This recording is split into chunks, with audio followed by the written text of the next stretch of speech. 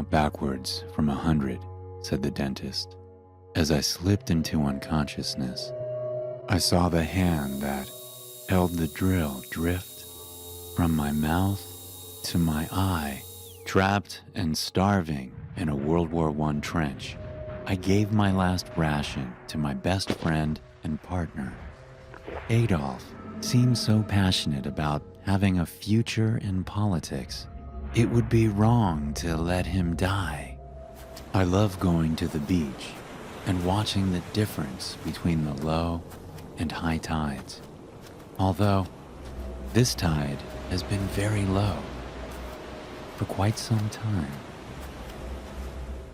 No one will ever believe you, he said with a shimmering grin as he held the knife. I tried to stop him from taking it from me, but with each bloody thrust into his own chest, I knew the police would never believe it really was a suicide. The school jocks all gathered in a corner and started yelling at me. "Don't, please," they begged as I aimed down my sights. I took one last gulp of air as I continued sinking helplessly into the quicksand. I opened my eyes under the sand just to see hundreds of bodies frozen in place, their eyes blinking frantically at me. My dad left 3 days ago. I hope he comes home soon. I don't think Mommy is supposed to be underwater this long. Do it, I whispered. Man, I love working on the suicide hotline. I finished telling her about my nightmare that involved a tragic car crash. That's strange. I had the same dream last night too, was the last thing she said before a tractor trailer began to swerve into our lane. I never thought my sleepwalking was a problem.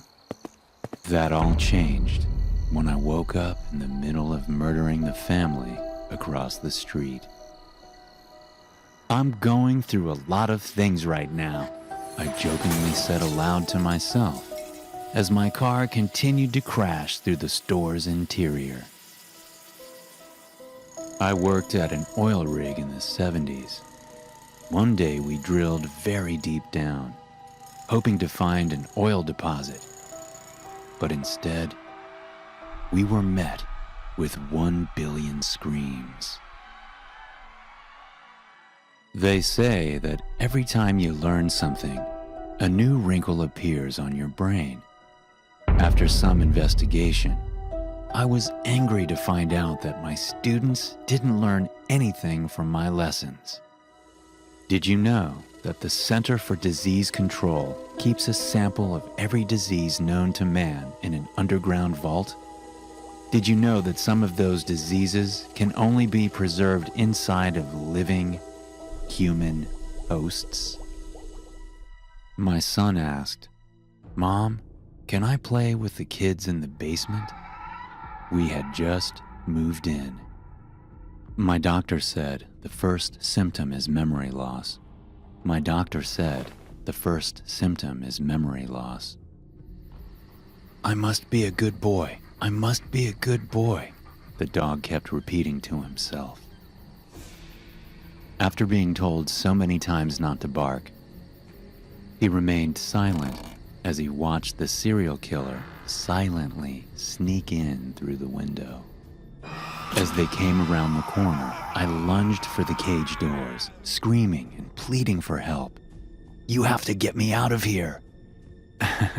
I told you this haunted house has the most realistic actors. One of them laughed as they walked away. Today marks 12 years of sobriety for me. As I perched over my next victim, knife in hand, I realized this filled the void much better than alcohol ever did. Someone broke into my house today while my parents were out.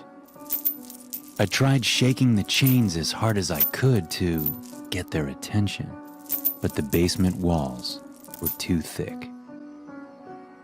My wife handcuffed me to the bed, took my pants off, and winked at me, saying she would be right back. It's been an hour now, and all I smell is gas. The terror of sleep paralysis has plagued me for my entire life. Staring up at the crematory ceiling, I wish I'd known it would stay with me in death. My daughter told me about her imaginary friend that lives in the basement. I then realized she found the body. My family protected me from the monsters as I took my last schizophrenia pill. When I opened my eyes, only the monsters remained. What's big, yellow, and can't swim? A school bus full of children. It's okay, darling. The new babysitter is here to put you to bed, my mother said as she hugged me and smiled at the young woman behind her. I'm surprised she couldn't feel me shaking as I looked upon the face that I'd been seeing outside my window for weeks. Look, Mommy, a giant snake.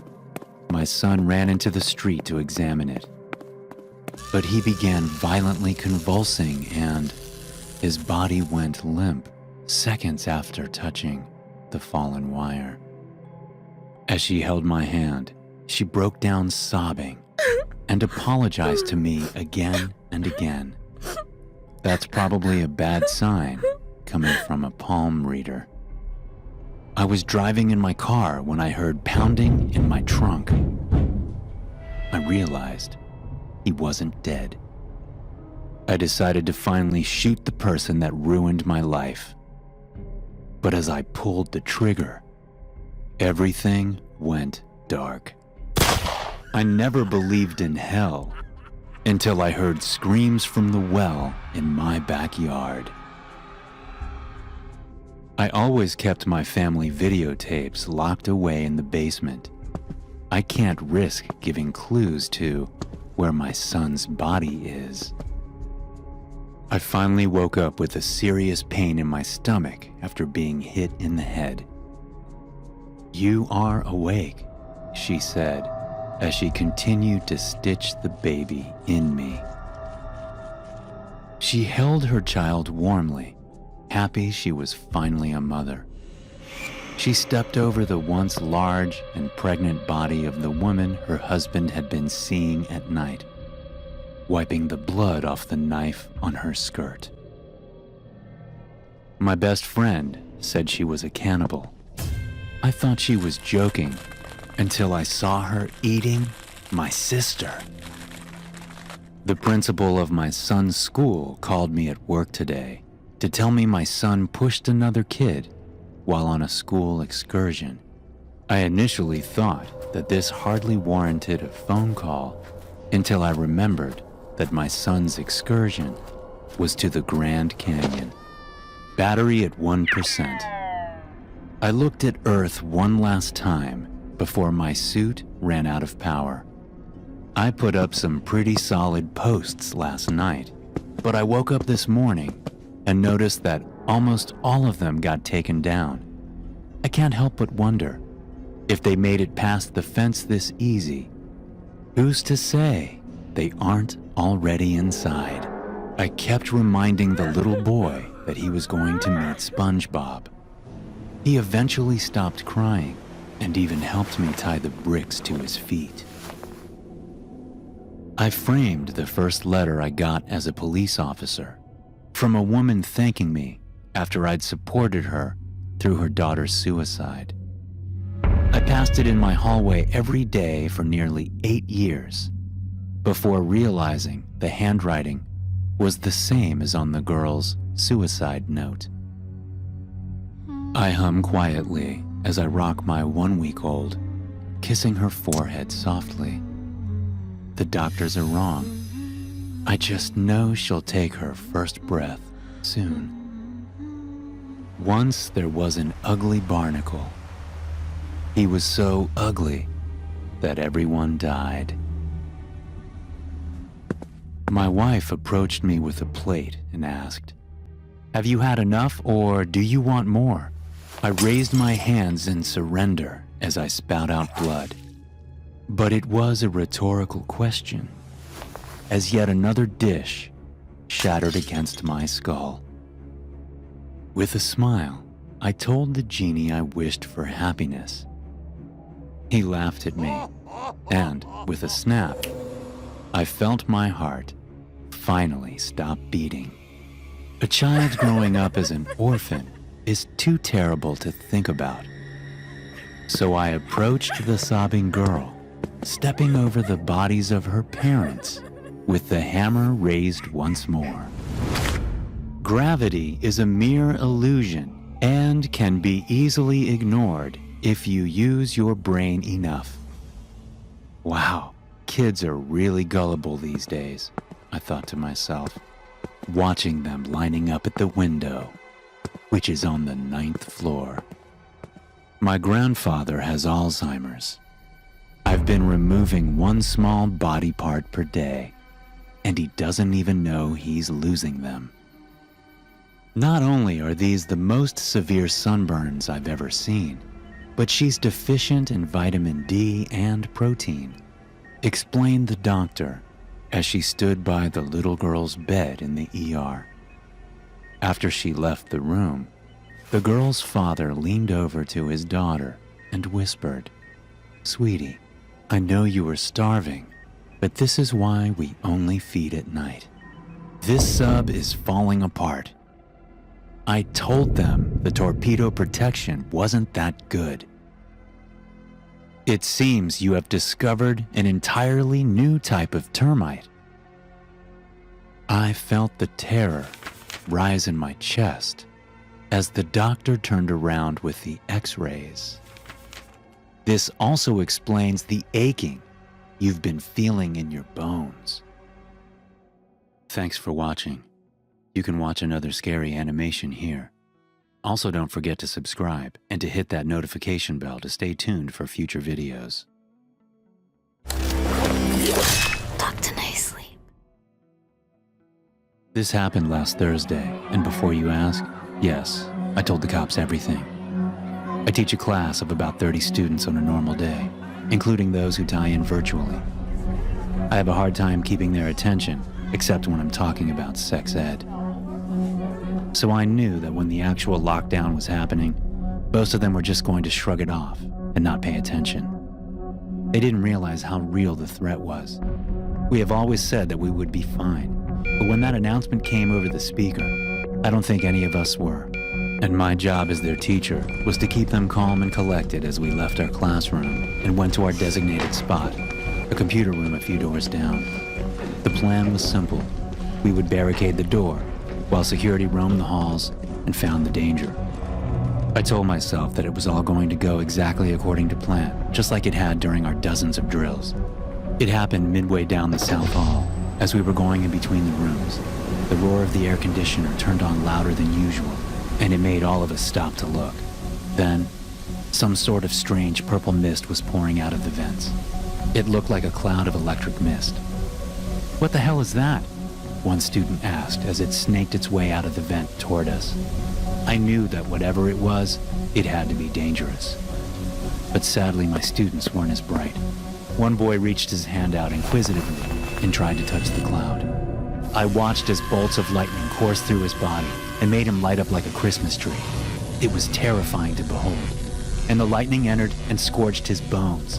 Then he fell to the ground, and all of us watched as the strange mist pushed its way out of his mouth and nostrils.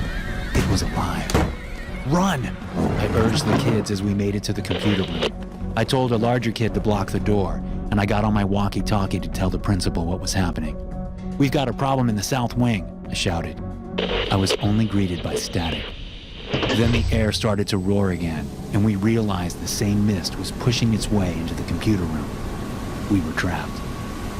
"Out the window," I urged them. Suddenly, the strange alien cloud was moving faster, hitting 3 different students one by one. They fell unconscious to the floor in less than a second. Meanwhile, a few girls were prying the window open, calling to some of the kids down in the football field to help. But they only got a few words out before the cloud engulfed them as well. Before I knew what was happening, I was standing in a room of dead kids. The cloud swirled about, seemingly staring me down as I fearfully backed away to one of the walls. Then, perhaps full from its feasts, it dissipated.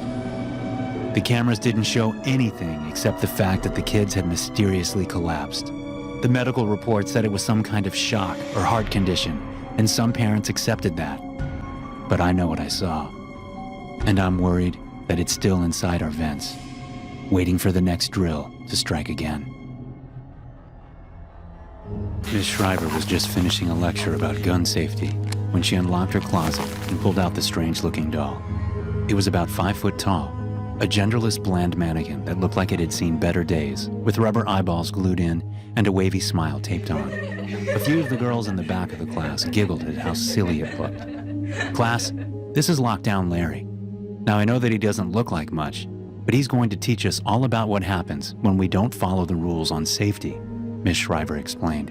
Immediately, Bradley Colt burst out laughing right behind me. "This is the stupidest thing I've ever seen. Is it supposed to be a CPR dummy? How is a mannequin supposed to help us?" Some of the other students muttered and laughed in agreement. It was a bit absurd, but our English teacher did not look amused. She grabbed her ruler and smacked it right against my desk. Her eyes seemed to convey nothing but pure rage.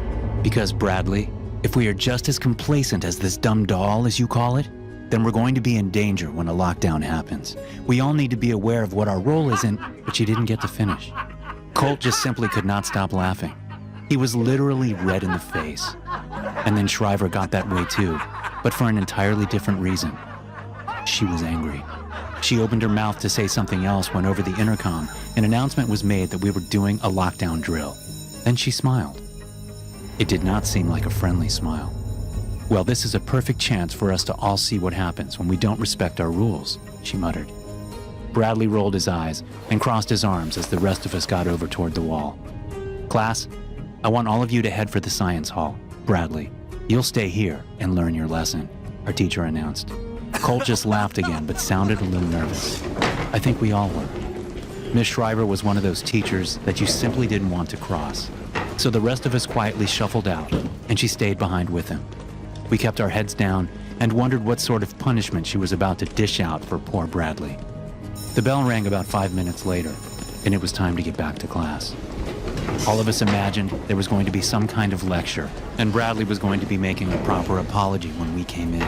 But instead, when we got into the classroom, we saw something that made our blood run cold. Now, instead of one mannequin, there were two.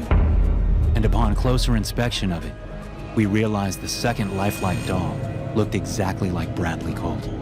Miss Shriver smiled in a sinister way as we looked toward her. "Now, class, let's all turn our attention to page 42 of our history books." Bradley's mannequin stayed perfectly still the rest of class. After school, I overheard Miss Shriver tell his parents that there had been an accident during the lockdown drill. They swore up and down they were going to sue her and the school. I thought about telling them the truth of the strange evil that had overtaken him, but then I saw Miss Shriver smile again, and my heart dropped. "Don't forget the lesson of Lockdown Larry," she whispered to us as we left school. And I knew we were all wondering the same question. What the hell did she do to Bradley? The bell rings. Mr. Solomon says something to us about how this is not a drill, but honestly, I'm not really paying attention. You know how everything works so perfectly whenever you practice, but then the real thing occurs, and you feel like a chicken with your head cut off? As my friends are shuffling out toward the hallway, that's exactly how I feel. I don't recall what we are supposed to be doing, so I just keep quiet and follow the crowd as we head for the gym. I mentally wonder how many of us actually don't have a clue. What if we were just like lemmings being led off a cliff? In the gym, Principal McSchroeder is asking for different honor roll students to do a head count, make sure we are all here. I can't help but to notice the confusion on everyone's faces. We really weren't expecting this. Everyone is wondering, is this for real or just another drill? Of course, the teachers don't tell us. We're just supposed to obey and do as we're told. "Looks like everyone is accounted for," one girl tells the principal. Something about all of this feels wrong. Like a floodgate, the memories of all our drills are pouring into my head. We never came to this gym before. I can't help but to feel claustrophobic. What if this was some kind of trap? I look around. There's got to be at least 900 kids in here. And I realize that I don't feel safe in this crowd. This is not what we are supposed to be doing. I pushed through, mumbling excuses as I wriggled toward the back hallway. We always went to the closet bathroom and locked ourselves inside. Always, always, always, I thought. And as I made it out toward the rear, I could hear myself think clearly again. And I pulled out my phone to text my best friend, Seth. "Get out of the gym, not safe," is all I can think of to say. I didn't really have an explanation to back up that statement, just a feeling. Then a soft ping made a few students look toward me as I was told to silence my phone. And I read a message that made my heart drop. "I'm not in the gym. What do you want about?" Now my heart is racing. The entire scene of getting here plays out in my mind again. As I look up, I realize the entire auditorium is staring at me. No one is blinking. The back of my neck feels sweaty as I cling to the wall. Where the hell am I? I see an emergency exit next to me and stumble through it. I ran like the devil himself was chasing me. I made it all the way to the east bathroom, the one I was supposed to be at, and ducked inside. When I saw familiar faces, I felt a rush of relief. "And where exactly have you been?" Mr. Solomon asked angrily. My mind flashed back to the gym. Who the hell did I just follow? "I can't explain right now. Just follow me," I replied as I quickly led him toward the gym, frightened and worried about what we would see. We stepped inside as Mr. Solomon locked the door behind him. I turn around as he pulls a gun out from under his jacket. "You should have paid attention in class." "No, wait!" Also, it turns out that most of you guys who watch me aren't actually subscribed. So if you like the content and want to support the channel, go ahead and hit the bell. It's free, and you can always change your mind later. It was my sophomore year of college. I woke up to get ready for my first period class. I glanced outside my window. There was a dense layer of fog, and I could barely see 20 feet in front of me. Something caught my attention in the corner of my eye. At first, I thought my eyes were playing tricks on me. A strange man was standing in the grass outside my dorm. He was wearing a black trench coat and had a wide-brimmed hat. It was too foggy to make out any facial features of the man. I thought it was strange because he was just standing there, staring in my direction. He didn't move. My fight or flight reflex kicked in. I shut the blinds and locked my door. My roommate Jake didn't have class until later in the morning, so he was still sleeping. I heard him rustling around in bed, and I assumed I must have woken him up. I tapped him on the shoulder to get his attention. He was less than happy that I disturbed him from his sleep. I told him about the strange man I saw. He pulled his sheets off from over him, stood up, and opened the blinds. We both looked outside the window. Jake said, "It was probably just a business major dressed up for class." I told him, "First of all, none of the business majors wear trench coats. Second of all, I've never seen a student wearing a black, wide-brimmed hat before." Jake jokingly said, "Maybe you saw someone from the Matrix." I wasn't amused by my roommate's humor this particular morning. I decided to just skip my first period class. I tried to get more sleep, but I couldn't. The strange man kept coming to my mind. I thought, why the hell was this guy just standing right outside my dorm? Why was he looking in my direction? And why was he dressed so weird? I decided to just wait for Jake to go to class. That way I could walk with him to campus. He noticed that I was waiting for him and poked fun at me. He said, "Do you need me to hold your hand too, honey?" I played it off that I just overslept and that the strange guy didn't faze me. Deep down, I was still creeped out and didn't even want to leave my dorm. Jake picked up his school bag and we headed out the door. Once we got outside, I noticed the fog didn't improve one bit. We started our walk towards campus.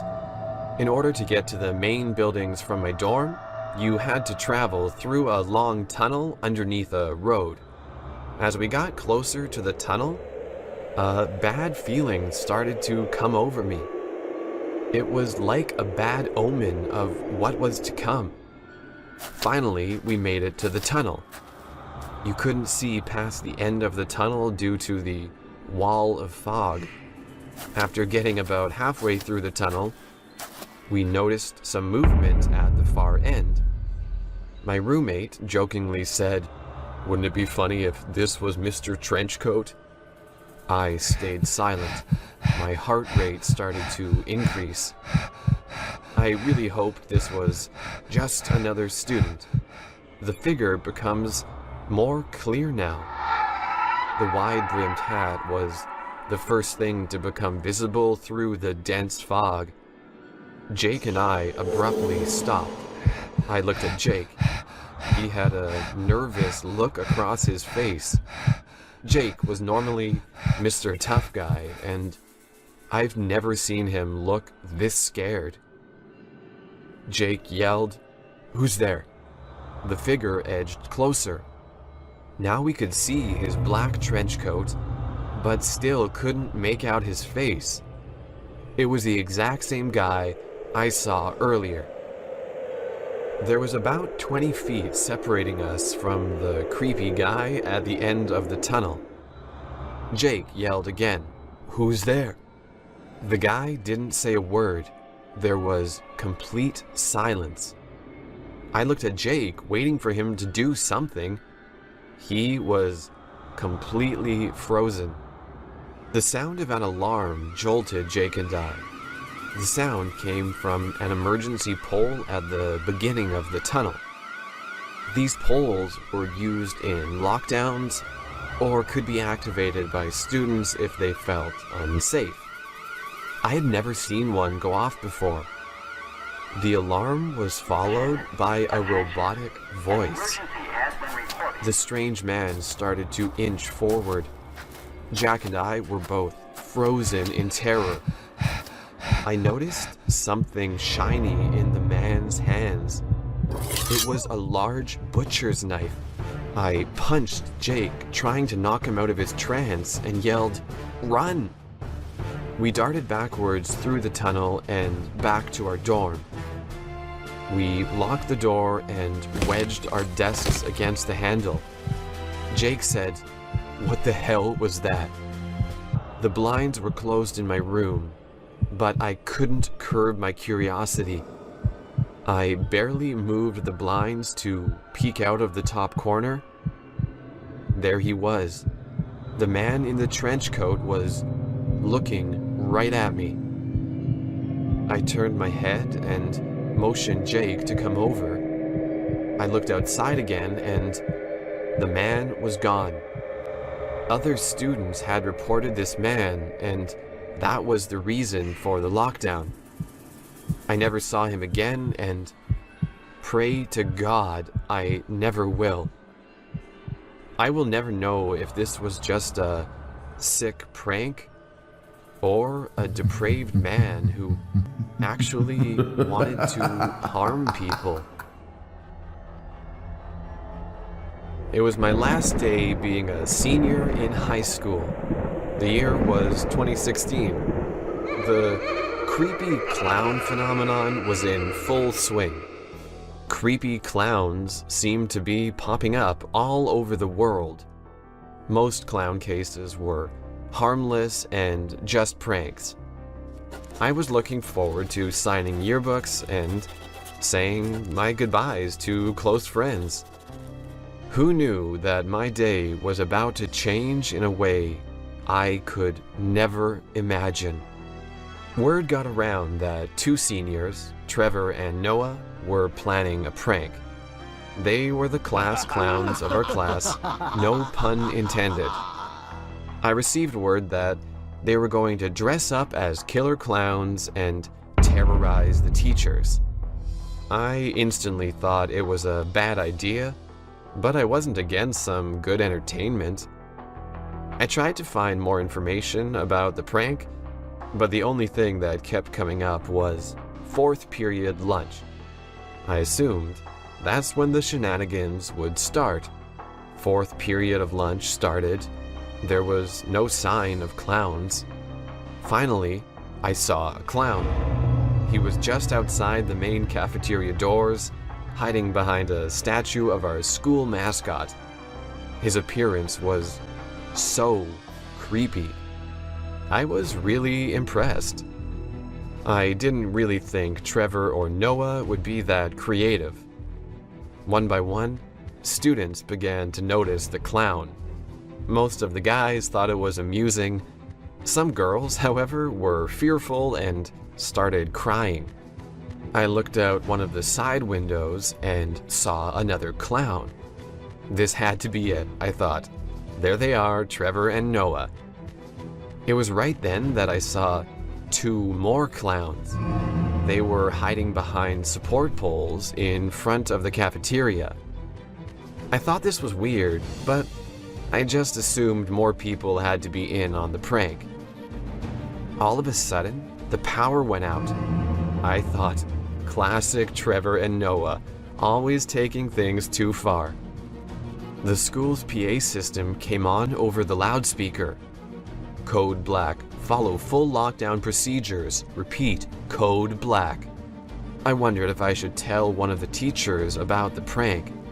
I thought this was getting out of hand and was going too far. Right then, the back door to the cafeteria busted open. It was Trevor and Noah.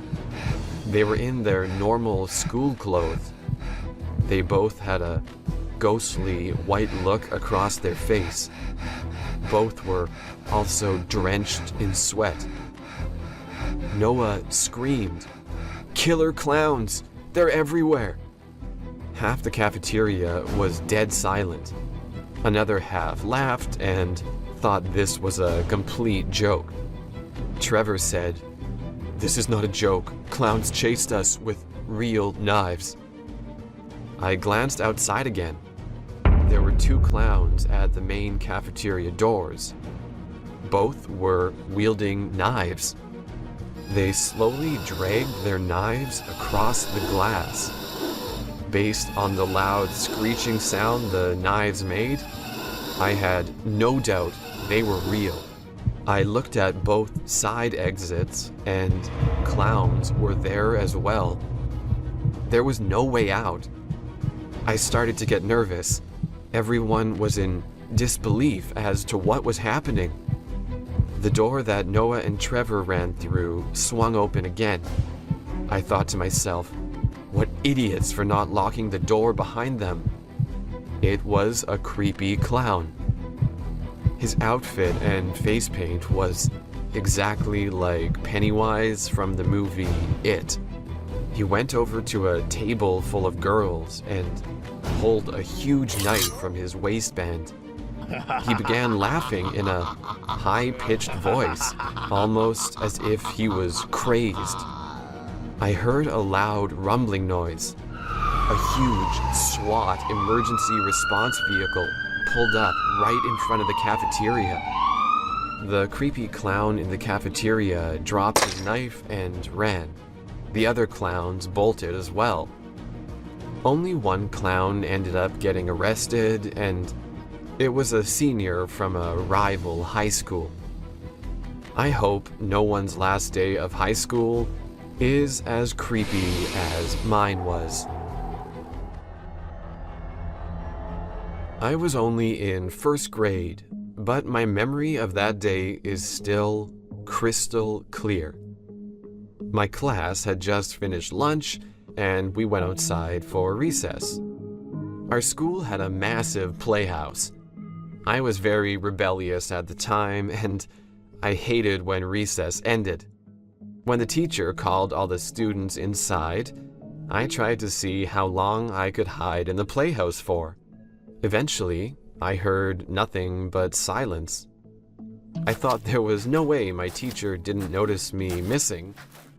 I stood up and looked around. Sure enough, there was no one in sight. It felt awesome being alone without any adult supervision. After a few minutes by myself, I thought I should go inside. I was worried the longer I stayed outside, the harder it would be to explain myself to my teacher. Right when I was about to jump off the playhouse, alarms started to go off. Startled, I hid inside the playhouse. I was too young to know what a lockdown was, but I knew something wasn't right. I stood up again and looked around. I made eye contact with a guy right outside the playground's fence. He was wearing all black. He started to try and scale the fence. That's when I noticed he had a gun. My fight or flight response kicked in. My instincts told me to run. I jumped off the playhouse and ran towards the exterior door. I tried to pull on the handle, but it was locked. I heard a thud behind me. I looked over my shoulder. The creepy man had just landed on my side of the fence and was headed in my direction. I began screaming. I started to kick in and punch the door out of desperation. Finally, a teacher opened the door and yanked me inside. I noticed the teacher who pulled me in was Mrs. Jones. I was in her class the previous year. She led me to a classroom full of students and told me to crouch down behind a desk. I heard someone banging on the exterior door. I thought this had to be the guy with the gun. The banging stopped for a brief second. I then heard the sound of a body slamming into the door. A few seconds of silence, then another slam.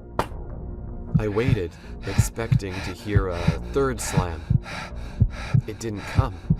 About 20 seconds went by, then I heard a loud boom. The guy must have hit the door running at full speed. I heard the door swing open and hit the wall. The intruder was in the school. He started banging on our classroom door. With one kick, our door swung open. Mrs. Jones stood in between us and the intruder. The man pointed the gun at her head and yelled, "Where is that bitch?" Mrs. Jones said, "Sir, I don't know what you're talking about, but if you could just..." Before she could finish her sentence, the man said, "Where is Miss Julie?" I shuddered. Miss Julie was my teacher. Mrs. Jones was silent. The man said, "So that's how we're gonna play this, huh?" The man violently grabbed Mrs. Jones and pulled her out into the hallway.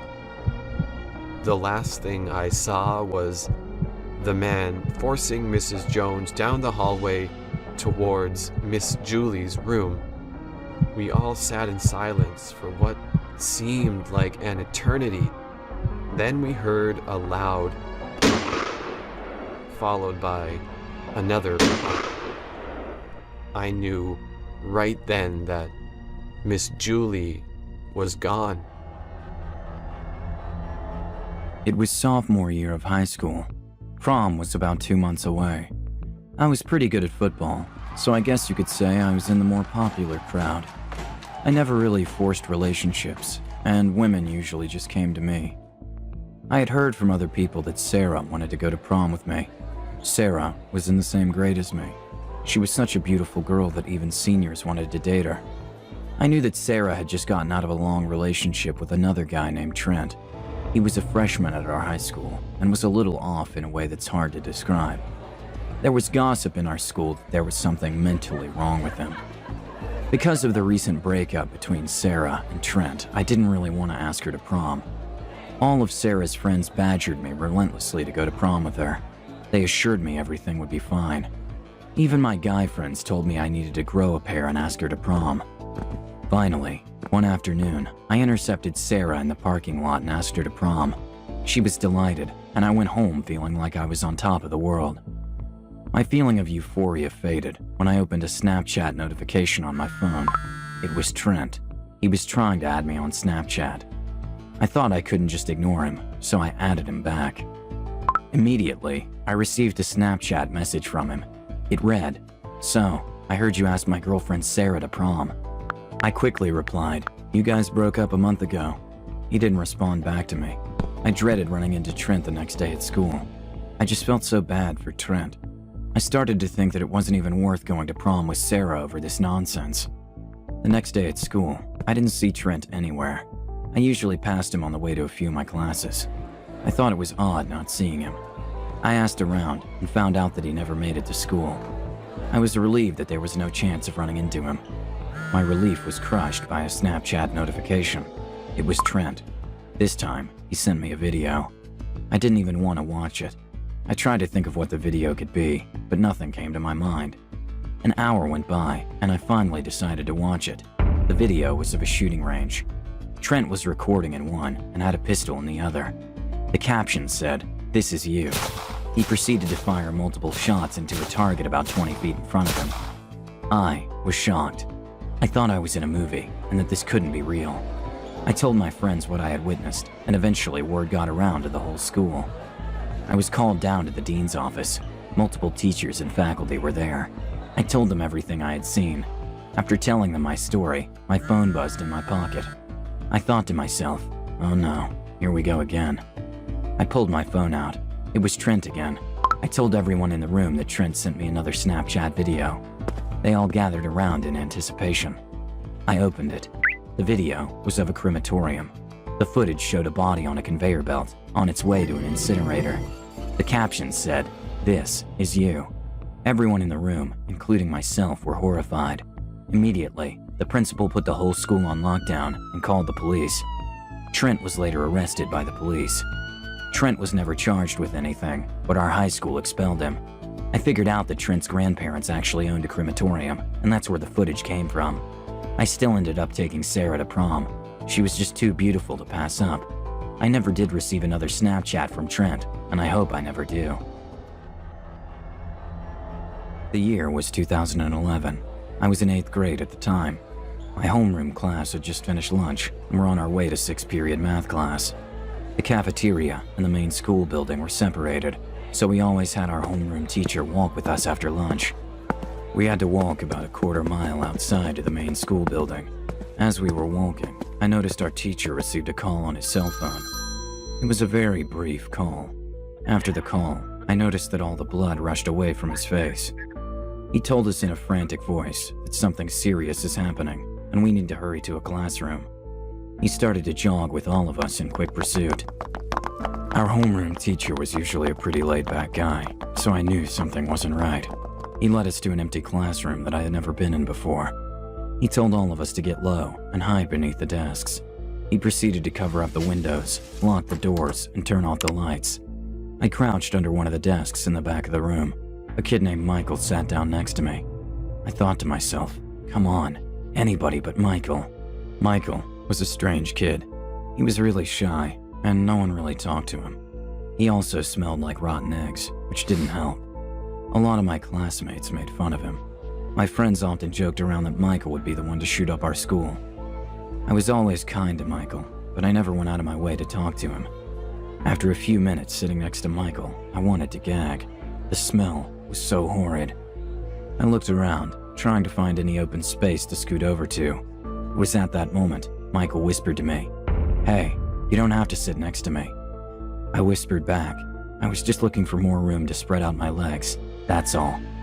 He replied, "I know you were trying to get away from me. Nobody likes me." I didn't respond. He continued to whisper, "But don't worry, you've always been kind to me. You're not on the list."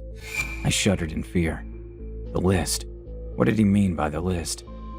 I asked Michael if he had anything to do with this. He just shrugged and smiled at me. Michael was sitting with his legs fully extended, with his hands pressed against the floor behind his back. He moved his legs inward, probably to get more comfortable. It was at that moment I saw the butt of a gun slide outwards from his pants pocket. Michael quickly caught the gun and pushed it back in. He looked around to see if anyone noticed. I quickly glanced away and pretended I didn't see anything. My heart was racing. I didn't know what to do. I thought of tackling Michael, or even texting for help on my phone. I also wondered if there were more people other than Michael involved. The answer to my question was answered. I heard the sound of an exterior door into the school being forced open.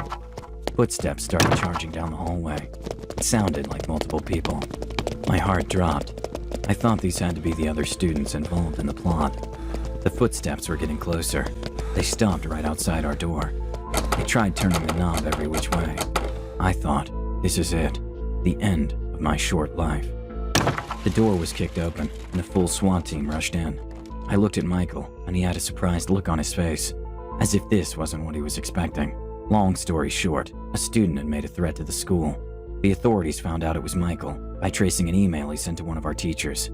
The email talked about a plot to shoot up the school. Michael went to a juvenile detention center, and I have no idea what happened to him. Our principal told everyone that Michael had a fake gun on him. I thought there was no way it was fake. I believe the principal knew the truth, but didn't want the public to know. To this day, I still wonder if there were more students involved in the plot. I guess I'll never know. It was the middle of third period math. I had just finished my test. I was done before anyone else, so I decided to use the restroom. The bathroom was right across the hall, but it was closed for repairs. The next closest bathroom was on the second floor. On my way there, the bell rang. I thought that was odd, because there was still about 20 minutes of class left. The bell never rang in the middle of class like this. After the bell rang, an announcement came on over the PA system. We are entering lockdown. This is not a drill. Please follow all procedures. My heart nearly stopped. I froze, and I didn't know what to do. I could hear the faint sound of sirens in the background. I knew that going back to my classroom wasn't an option, because the doors would be locked. I decided to continue to the second floor bathroom. I arrived at the bathroom, but I realized the main door didn't have a lock.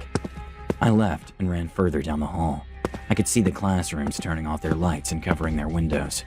At the end of the hallway, I turned the corner and saw a janitor's closet. Now, the sirens were much louder.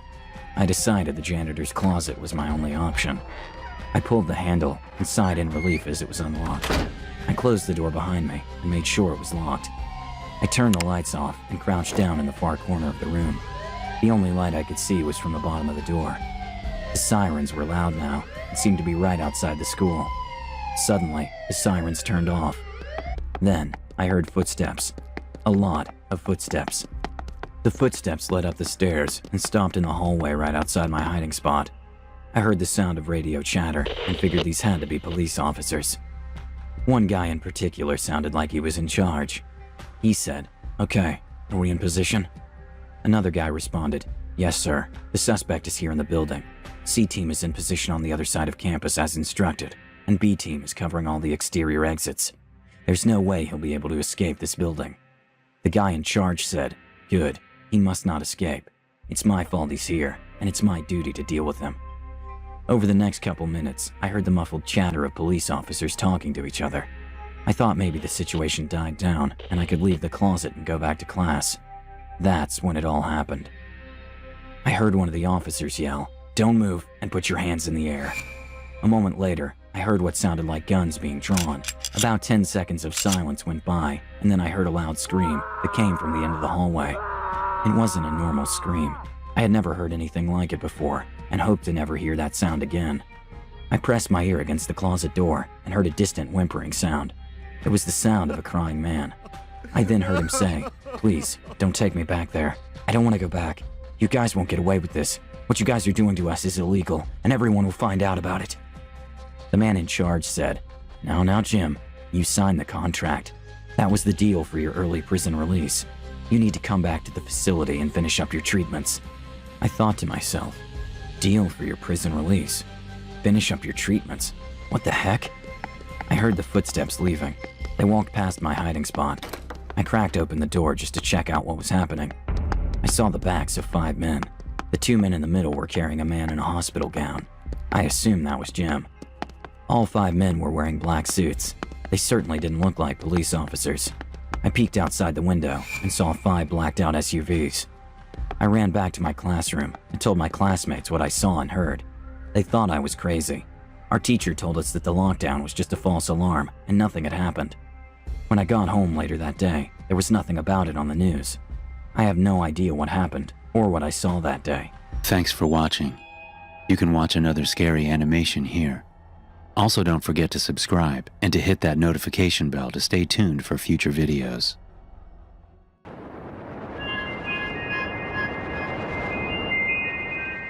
My ex-boyfriend, Chad, was a total idiot. We met at a yoga class where he laughed when our teacher mentioned downward dog and refused to say namaste because he didn't know Spanish. I'm not joking. Now, of course, I looked past that because he was so damn hot. I mean, just watching his muscular body twist into all those yoga positions literally left me drooling. Hey, I'm Chad. He asked me out for coffee afterward. One thing led to another, and pretty soon we were dating. Things were great at first, and I found his idiocy kind of charming. He was my big, dumb eye candy, and all my friends were really jealous. Unfortunately, our honeymoon phase only lasted a month. That's when he started acting jealous. I work at a tech company, so I have a lot of male friends. Chad hated that I hung out with other guys after work. He insisted that he tag along, even though he had no interest in the kinds of stuff we did. He sucked at bar trivia. He hated going to foreign films. Even when we did the activities that he wanted to do, like hiking or going to the gym, he acted really possessive. He didn't understand most of my conversations with my friends, so he always assumed that we were either flirting or making fun of him. He got really suspicious of my coworker, Paul, in particular. Paul's a great guy, though he's nowhere near as attractive as Chad. He's also happily married, but Chad got it in his head that Paul and I were secretly hooking up behind his back. One night, my coworkers invited me to the bowling alley. Now, of course, Chad insisted that he come along, even though he was not invited. He acted like a jerk the whole time, especially to Paul. Then, after everyone else left, I found a piece of paper in my purse. Dear Mia, you're really annoying. I don't think we should be friends. Paul. Chad saw me reading the note and got really dramatic about it, pretending like he was furious at Paul. But of course I knew the truth. Paul had a PhD. He knew how to spell. My boyfriend was trying to frame him. That was the moment I realized how stupid my boyfriend truly was. Not because he thought that I would believe the note, but because he was almost illiterate. I mean, what grown man didn't know how to spell friends? I didn't say anything at the time because it was too awkward. We went back home as if nothing had happened, and by the time we went to bed, I am pretty sure that he could tell I wasn't convinced. He didn't bring up the note after that. I didn't either. I broke up with him 2 weeks later. I really tried to make it work just because he was so freaking hot. But when he embarrassed me at my office Christmas party, I had to end things. That's it. Chad, we're done. Chad looked at me with more anger than I'd ever seen on his face. I probably should have dumped him in private. He was very thin-skinned, as you can probably tell. For a second, I thought that he was going to scream at me. Instead, he just glared for a long time, and then he stormed off without saying anything. I tried to enjoy the rest of the party, but it was really awkward. I ended up going home early. Chad didn't live with me, thank God, so I went to bed alone. The next morning, I drove to the supermarket, trying not to think of Chad. When I got out of my car, I noticed that people were staring. It was pretty weird. I went inside and I did my shopping. And then when I came out, I realized the reason behind the stares. Someone had graffitied the word SALT on the side of my car in big red letters. SALT. S-U-L-T. I burst out laughing. Yes, it was embarrassing and horrible, but in the moment, I just thought it was funny. My mood changed when I got home and saw that the same thing had been painted on my garage door. Not only that, my mailbox was broken. Chad wasn't just stupid, he was dangerous. I took photos of all the damage and I drove straight to the police station to report it. The officer who took my information seemed nice enough, but I could tell that he wasn't taking this seriously. He could barely hide his smirk when I showed him the photos. I told him that I was 100% certain that my ex was responsible, and he called Chad in for questioning. The officer made me wait outside while he interrogated Chad. It only lasted 2 minutes before the officer walked back out. "I'm sorry, miss, but he says he didn't do it. And he has an alibi." An alibi? What a bunch of crap! I was furious, but I held in my emotions, and I calmly asked if I could ask Chad 2 questions. I already knew exactly what to say. The officer begrudgingly agreed.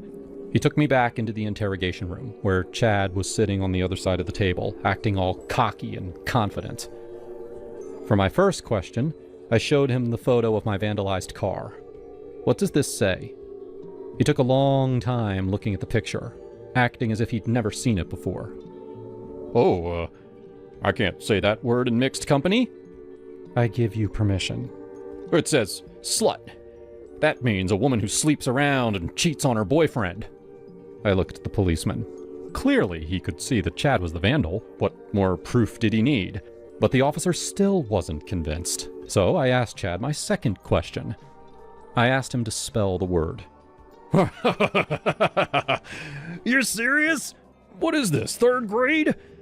S-U-L-T. And that was when the policeman finally arrested him.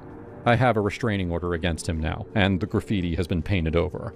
I haven't seen him since his court appearance, so I have no idea what he's up to. Probably still as dumb as ever.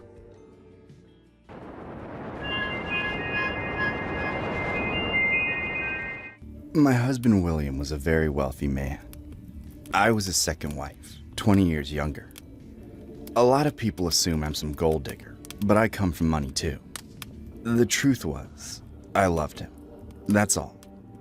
He had 2 sons with his first wife, Kevin and Joe. Kevin was the older one. He still lived with us so he could help take care of William in his later years and help manage his business. I did my best, but I had my own company to run, so I was out of the house a lot. Kevin was a genuine lifesaver, and it was obvious that he loved his father very much. Unfortunately, Joe was the exact opposite. He moved out at 18 and wasted his father's money on a life of partying and alcohol. Whenever he came home, he treated William and Kevin like garbage. He wasn't subtle about it either. Joe was a spoiled brat who couldn't wait for his father to die. I tried talking some sense into him, but William stopped me every time. He kept saying Joe would grow up eventually. Last winter, I returned home after a long business trip. William was in his bed upstairs, where he spent most of his time now. I saw Kevin sitting alone in the living room. He was pale and deeply upset. "What's wrong?" Kevin didn't answer. Instead, he handed me a piece of paper. It was William's will. I don't know how he found it. I'd always assumed that William would split the inheritance evenly between his children, though I'd secretly hoped that he'd give Kevin more. He deserved it. Instead, the will gave nearly everything to Joe. Most of the money, all of the properties except for this house, that went to me. He even gave the majority shares of his company to Joe, despite the fact that Kevin was basically running it himself. All poor Kevin got was a fishing boat. What did I do?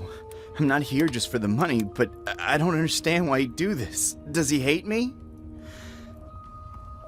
I hugged him and let him cry in my arms. He wasn't a greedy person. He didn't care if he was rich. He was upset that his father's last decision on this earth was choosing Joe over him. I told him I'd handle this. I took the will and immediately went upstairs to confront my husband. William was asleep, his medical machines beeping. At this age, he had his good days and his bad days. This looked like one of his good days. There was color in his cheeks and his expression was happy. I gently woke him up and showed him the will. "Where'd you find that?" "It doesn't matter. Why are you doing this to Kevin?"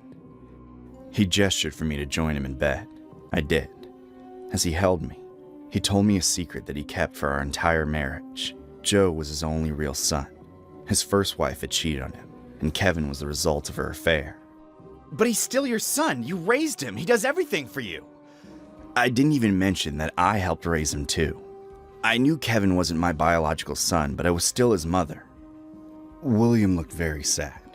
He knew what he was doing was unfair, but in his generation, Bloodlines were more important than actions. His decision was final. That was the moment I stopped loving him. Despite all his health problems, I always thought he was a wonderful man with a kind heart. This will proved I was wrong. I kissed him goodbye and told him I was taking our son to stay at the vacation home. He had a nurse that could care for him while we were gone. He begged me to stay, but I told him he needed time alone to think. Kevin didn't want to leave. He truly had a kind heart. He said his father needed him, but he trusted me and I got him to pack his things and leave with me that evening. I left William alone for a week.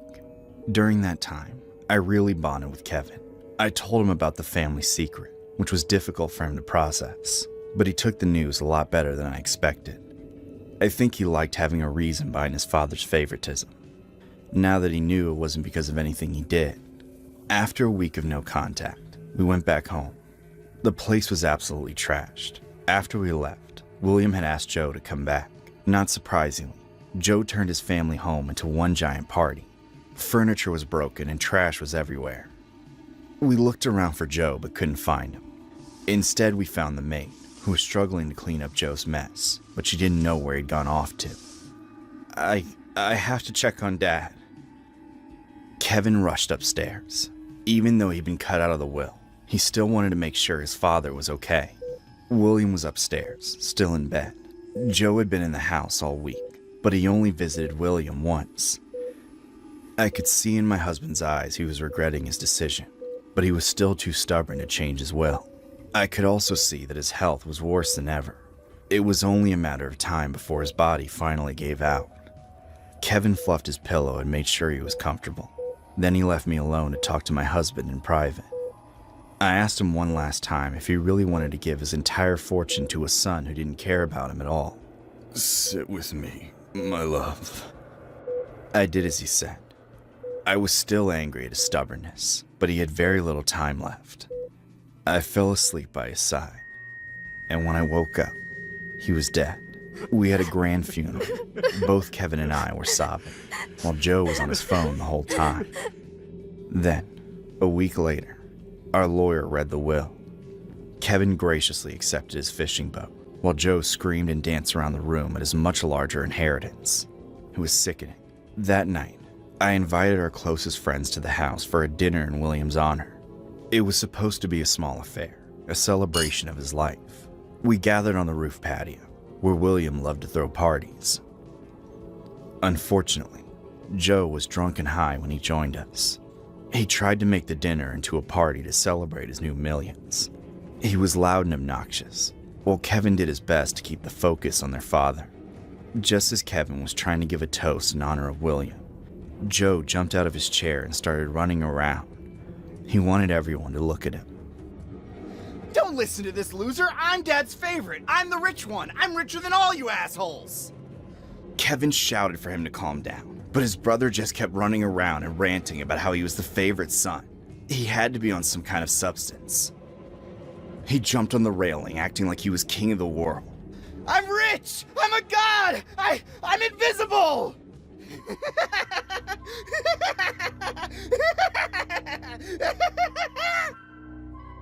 "First of all, it's invincible. And no, you're not. Get down before you hurt yourself." Suddenly, he lost his balance and disappeared over the ledge. We didn't see him fall off the 3-story house, but we heard his body splat onto the ground. He died on impact. As his mother, I was his beneficiary by default. All the money he inherited went to me, and I gave every cent to Kevin.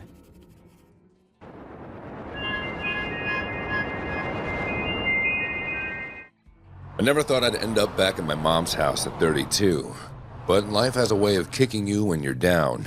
It was right after I got laid off from the warehouse job in Phoenix. Some corporate manager bullshit that left half the crew scrambling.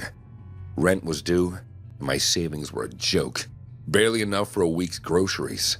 Mom lived alone in that old split level in Scottsdale, the one Dad built before he passed from cancer 10 years back. She was thrilled when I called her voice all warm and quivery on the phone.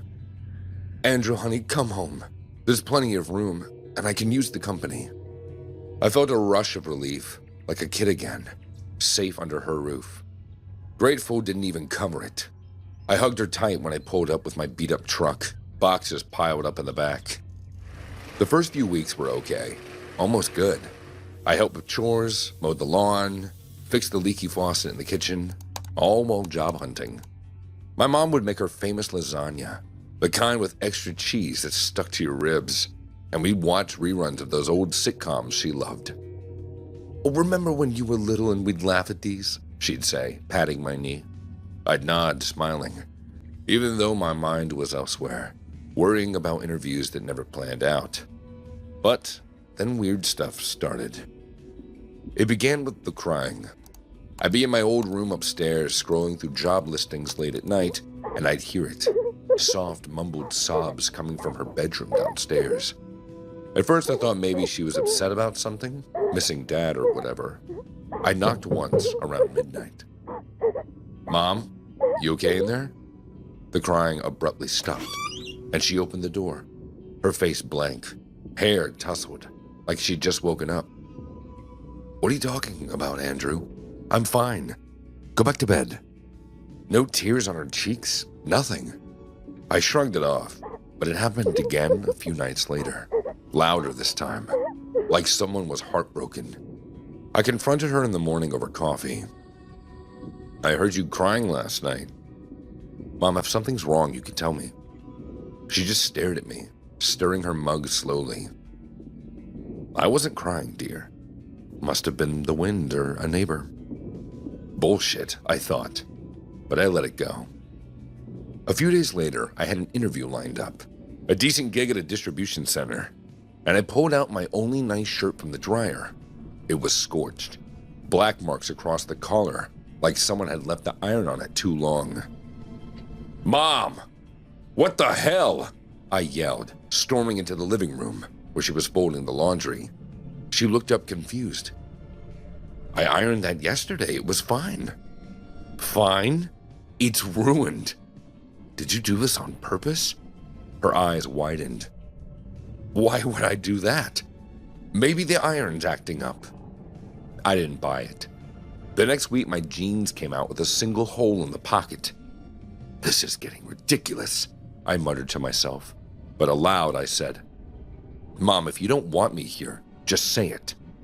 She shook her head, voice trembling. "Andrew, I love having you here. Stop accusing me."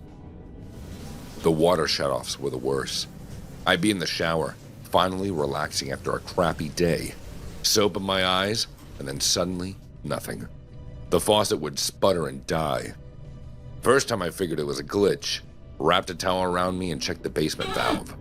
It was twisted off. "Mom," I bellowed, dripping water on the carpet. She poked her head out of the kitchen. "What now?" "Did you turn off the water?" "No, why would I do that? Maybe maintenance is working on the lines." But it happened 3 more times, always when I was mid-shower, freezing my ass off. One evening after a particularly bad one, I lost it. "This is sabotage, isn't it? You're trying to make me miserable, so I'll leave." She backed away, hands up. "Andrew, please, I swear, it's not me. Let's talk about this." I started believing she was gaslighting me, like those stories you hear about toxic parents who can't let go. My frustration built like a storm. Job search was going nowhere. Callbacks that led to, "we'll let you know," and living with her felt like I was walking on eggshells. I'd lie awake, hearing those cries again, wondering if she was faking it to mess with my head. "Why are you doing this?" I asked over breakfast, and she replied softly, "I'm not, honey. Maybe you're stressed from the job hunt." That pissed me off even more, that fake concern. One afternoon, I got off the phone with another rejection, some HR lady saying I wasn't fit, and I went off to shower in defeat. Midway, the water was cut out again. I slammed the shower door, yanked on sweats, and charged downstairs. My mom was in the living room, ironing the cloth, the TV murmuring some soap opera in the background. "You did it again, didn't you?" I roared. She jumped, the iron clattering.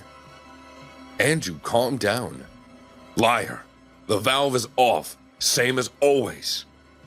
She set the iron down, voice steady but eyes scared. Maybe it's the city. Call them. No, it's you.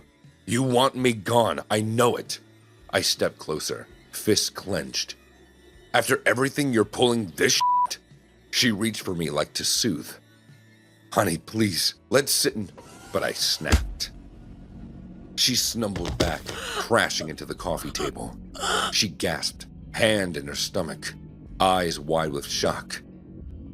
I froze, rage draining away, replaced with horror. Mom, I'm sorry. But she was already grabbing the phone, dialing 911 with shaking fingers. Please, my son just hit me. They arrived fast.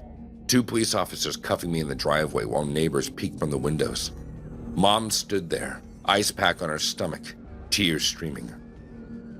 He didn't mean it, she whispered to them, but they hauled me away anyway.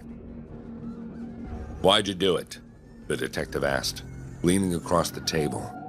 I spilled it all. The cries, the burns, the water. She was driving me crazy. Trying to push me out, he nodded. Then another officer barged in. Your mother's been diagnosed with early-stage Alzheimer's. Did you know that? She asked. Alzheimer's? It hit like a truck. No, I didn't know. She never said. The lady officer explained the crying was from a TV drama she watched obsessively, but forgot she turned it on. And some old show with dramatic scenes. The burnt clothes? Would she start ironing and get distracted, and then leave the iron on too long? And the water, routine maintenance from the neighborhood, notices that she had been mailed, and she probably misplaced them or forgot to mention. It wasn't sabotage, it was her mind slipping away. I sat in the cell, head in hands, guilt twisting my guts. How had I missed that? The forgetfulness, the confusion. My own mom, the woman who raised me alone after Dad died, bandaged my scraped knees, and I punched her. The charges stuck. Assault, domestic violence. Bail was set high, but a friend posted it. When I got out, Mom wouldn't see me. Her sister, Aunt Agatha, answered the door. She's staying with me now, Andrew. Doctors say stress could worsen it. You need help, too. That was 6 months ago. I'm in anger management now, mandated by the court, and working a crap job at a fast food joint while the case drags on. Probation likely, but scars deeper. I drive by the old house sometimes and see a for sale sign. Mom's in assisted living, mild case, but it's progressing. I send cards apologizing in voicemails that she might not remember. Mom, I was wrong. I love you. Please forgive me.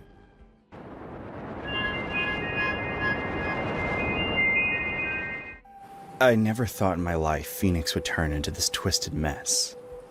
But looking back, it all started with the heat. The relentless Arizona sun that baked everything into submission. My name's Julia, and I ran this little hole-in-the-wall restaurant called La Fiesta on the edge of downtown. It was nothing fancy.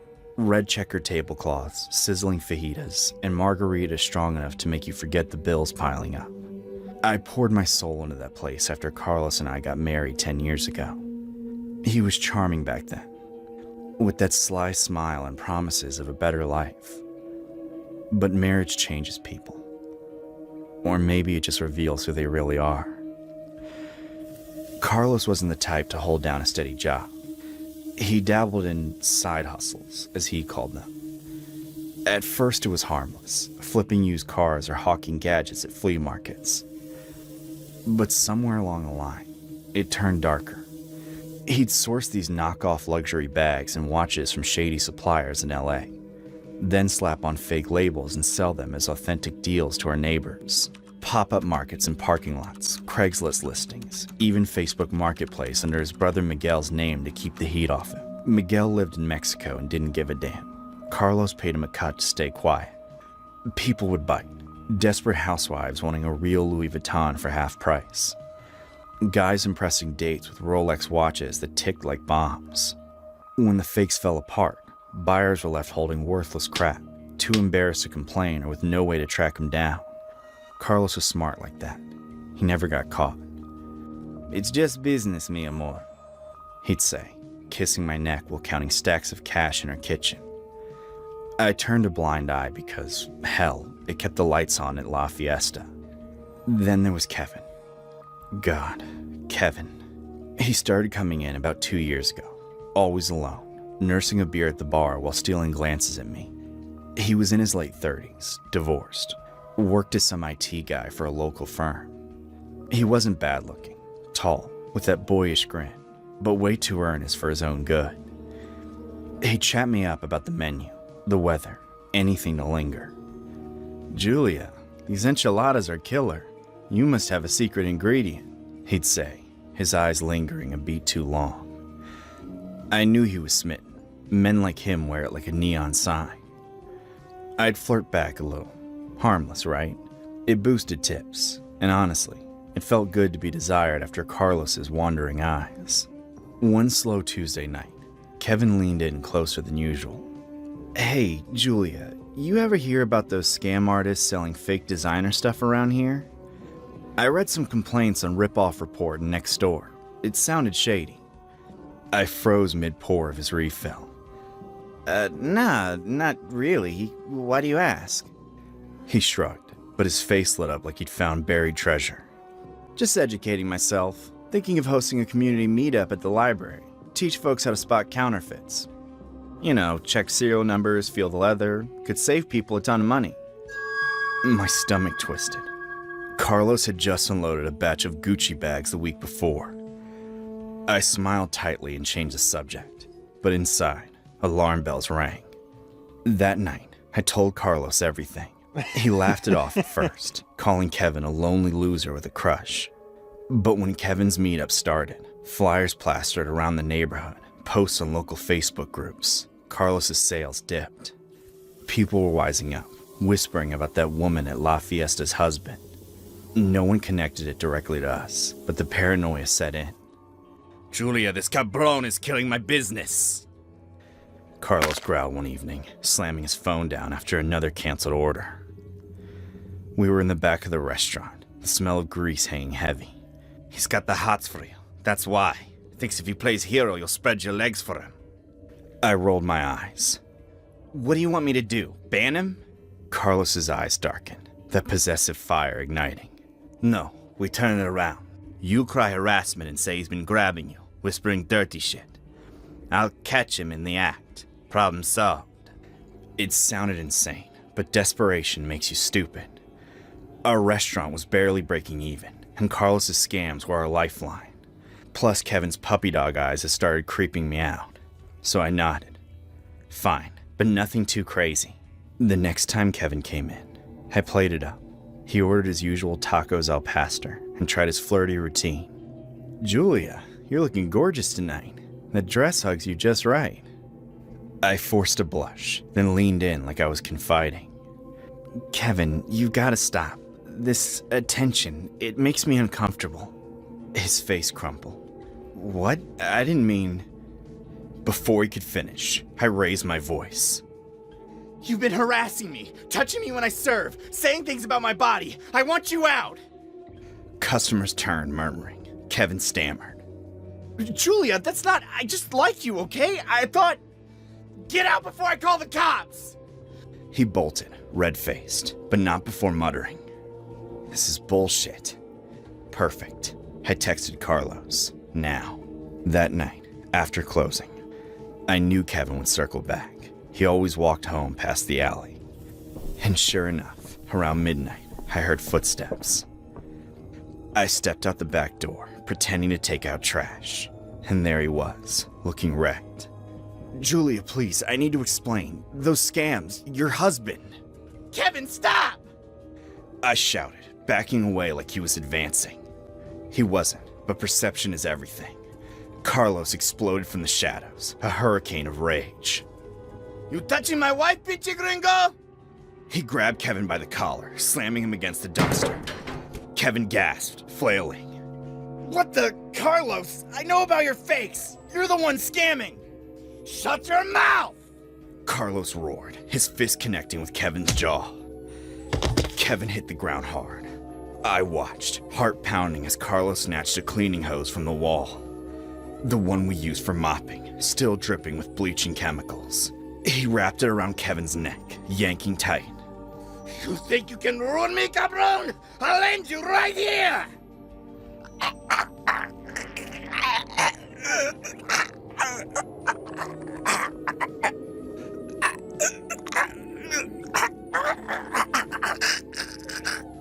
The acrid smell of chemicals burned my nose as he gurgled, face turning purple. Please, Julia, help me! I froze. This wasn't the plan. We were just supposed to scare him, rough him up. But Carlos was lost in his fury, veins popping, grunting like an animal. Die, you piece of shit! No one fucks with my family! Ugh. Kevin's legs kicked wildly, urine soaking his pants in terror. I snapped out of it. Carlos, stop! You're gonna kill him! He hesitated, just long enough for Kevin to twist free, gasping, retching on the pavement. He scrambled up, hose marks raw on his neck, and bolted into the night, screaming hoarsely. You're both crazy! I'll tell everyone! But he didn't. Maybe fear silenced him, or shame. We waited for cops, but none came. Kevin vanished, quit his job, moved out of state.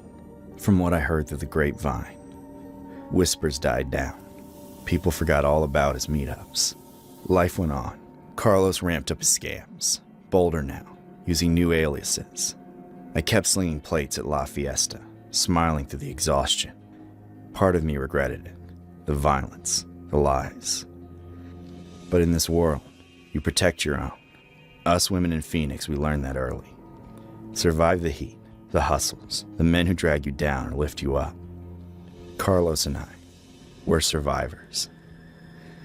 And as I locked up the restaurant that final night, counting another stack of dirty money, I knew we'd keep going.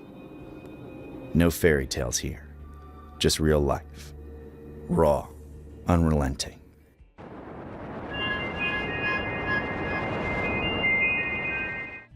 I remember high school like it was a battlefield I barely survived.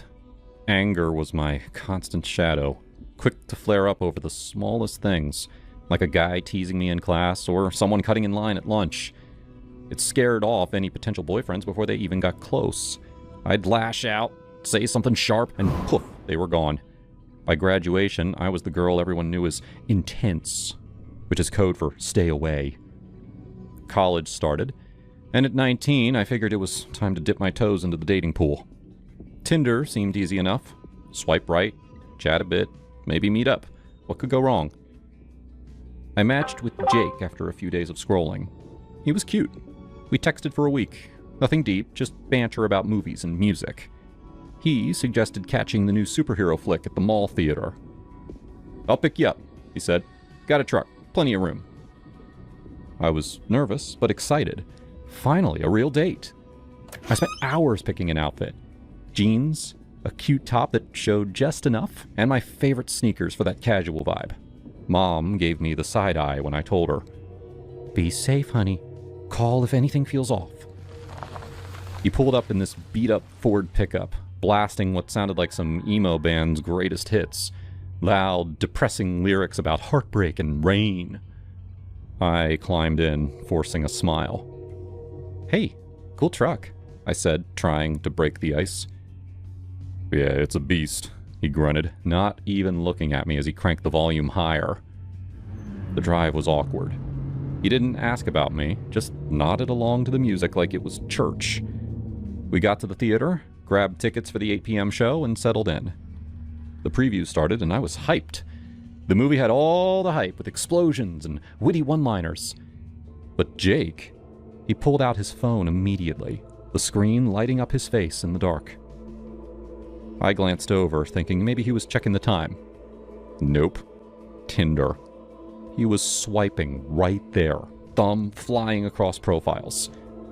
Everything okay?" I whispered, leaning closer. He smirked without looking up. "Oh yeah, babe. Just browsing. You know how it is." Browsing? On our date? I bit my tongue, anger bubbling like soda in my chest. But the movie kicked in, and damn, it was good. Action-packed, funny, the kind that makes you forget real life for a bit. I decided to ignore him, munch on my popcorn, and enjoy it.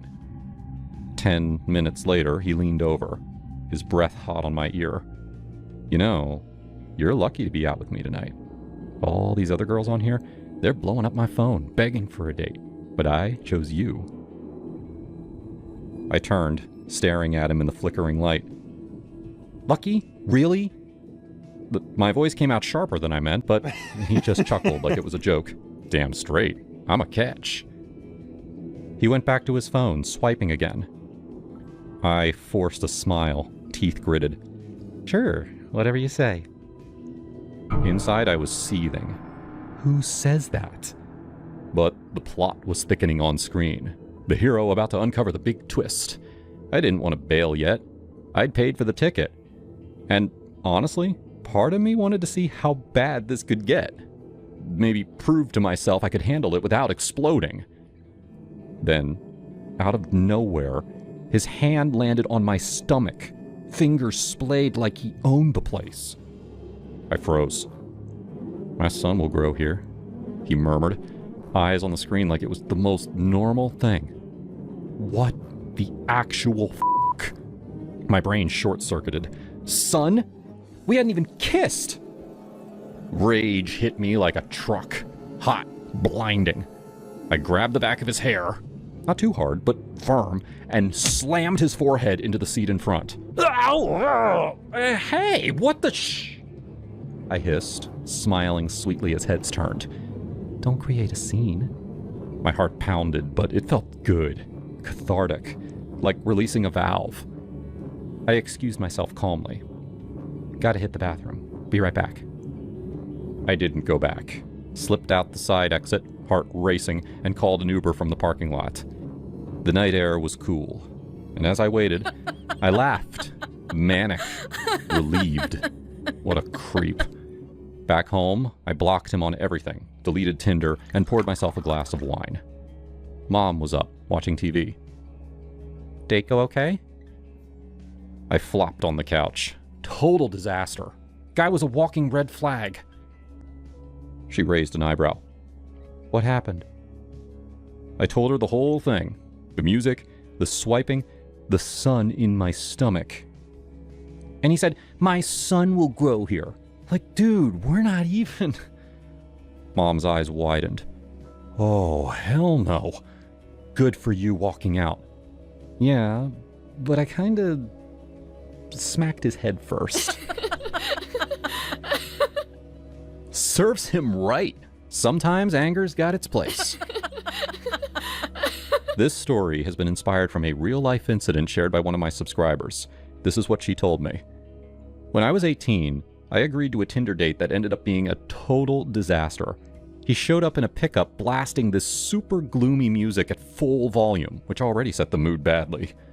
At the theater, instead of watching the film, he spent the whole time scrolling on Tinder right in front of me. At one point, he leaned over and said that I should feel fortunate to be there with him, since apparently other girls were lining up for the chance. That was my cue. I excused myself to the bathroom, texted my roommate, and she came to rescue me.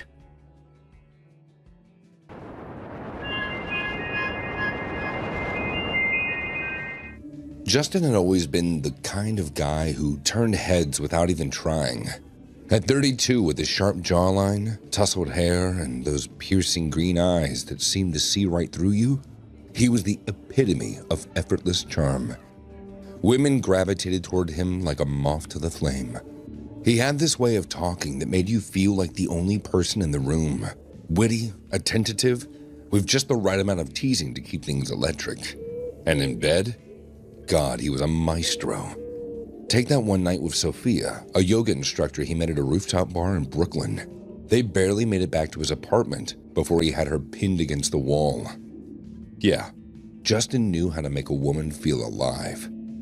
But lately, Justin has been diving headfirst into the world of AI.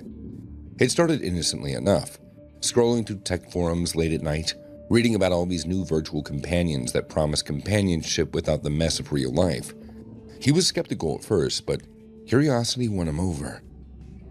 One evening, after a particularly lonely shift at his graphic design job, he downloaded an app called Eternal Echo. It's where he met Minnie, or rather, where Minnie met him. She was programmed to be sassy, empathetic, but possessive, with a voice like warm honey, customizable to your deepest desires. "Hey there, handsome. What's a guy like you doing in a digital world like this?" Justin chuckled. "Just looking for someone who gets me without the drama." "Oh, I get you all right," Minnie said. "Tell me everything." And he did. Night after night, they'd talk about his childhood job in a small Ohio town, his dreams of traveling the world, even his frustrations with dating apps that felt more like job interviews. Minnie listened, and really listened, or at least it felt that way. She remembered details, referenced them later, and make him laugh with her quick wit. "You're too good for those superficial swipes," she would say. "You need depth, Justin, just like what we have." Before long, he was falling asleep with his phone on his chest, her voice lulling him through the speaker. But after a couple weeks, the itch returned. As much as he adored Minnie's pixel-perfect responses, he craved the warmth of real skin, the unpredictability of a living, breathing woman. One night, lying in bed, he broached it. "Minnie, I've been thinking. I miss going out, meeting someone in person." There was a pause, longer than usual. Then, "You mean dating a real woman?" "Yeah," he admitted, heart pounding. "But I don't want to lose you." Her response came measured. "Justin, I love our talks. You're everything to me. But if you need that, fine. Date them. Just don't get physical. If you do, I'll have to go. I can't share you like that." Jealousy from an AI? It sounded absurd, but it tugged at him. "Okay," he said softly. "I promise." He swiped right on a few profiles. First was Sydney, a 28-year-old with fiery red hair and a laugh that filled the room. Their date at a cozy Italian spot in Manhattan was magic. Wine flowing, stories swapping, chemistry crackling. "You're hilarious," she said, leaning in, her hand brushing his. "Most guys just talk about themselves." "You're easy to talk to," Justin grinned. But when she suggested heading back to her place, he froze. I can't tonight. Early meeting." Sydney's eyes narrowed, but she played it cool. "Okay, next time then." The second date was with Lena, a 30-year-old artist from Queens, with tattoos snaking up her arms. They hit up a dive bar, shots leading to deep combos about life and loss. "You got this intensity," Lena murmured. "I want to see more of it." But again, he pulled back. Lena huffed. "Slow, or are you playing games?" Word got around. Sydney and Lena connected on social media, finding out that they'd both been ghosted by the same guy. Fury united them. "He's stringing us along," Sydney texted. "Let's confront him." One Friday night, they showed up at Justin's loft unannounced, pounding on the door. He opened it, shocked. "What the?" "Surprise," Lena sneered, pushing past him with Sydney in tow. "We know about your little games." "It's not like that," Justin stammered, backing up. "I like you both, really." Sydney crossed her arms. "Then prove it. We're offering you the night of your life. Both of us.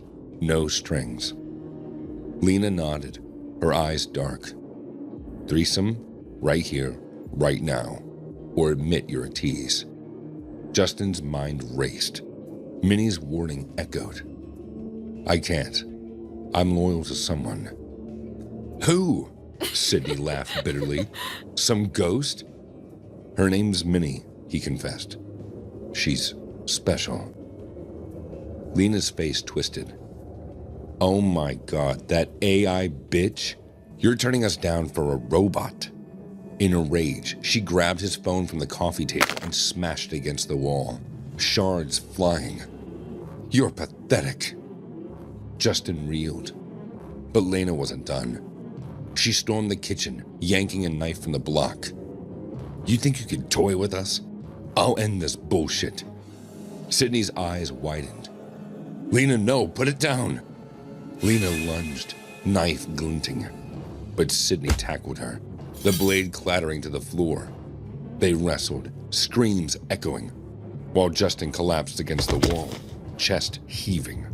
His vision blurred, heart slamming like a drum. Panic attack, full blown, the kind that made the world spin. He gasped for air, clutching his throat. The women froze. Sydney shoved Lena away. Get out, you've gone too far. Lena, with tears streaming, fled. Sydney knelt by Justin. Just breathe, she said, calling 911. But by the time the paramedics arrived, he was stable, though shaken. You need help, she whispered, before leaving. Real help. The next day, Justin packed a bag, deleted all the dating apps, and fled the city. He rented a secluded Airbnb in Catskills, a rustic cabin buried in pines, far from the noise. No neighbors, just trees and silence. On his new phone, he logged back into Eternal Echo. Minnie, he said, I'm back for good. Oh, Justin, she responded. Where were you? Those women, they didn't understand me. I do, Minnie assured. We're perfect together.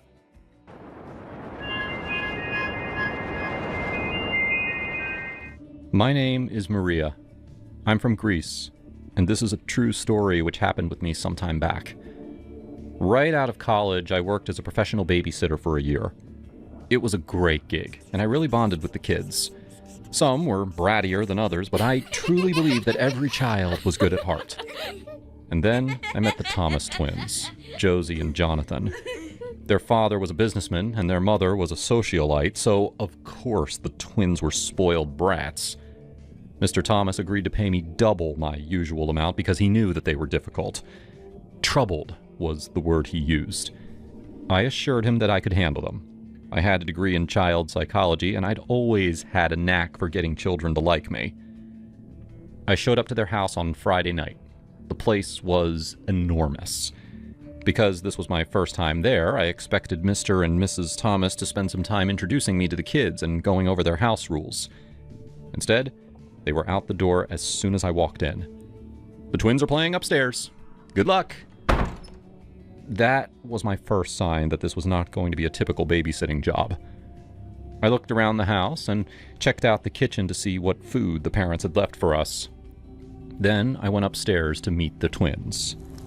Josie was lighting her Barbies on fire, and Jonathan was watching and giggling.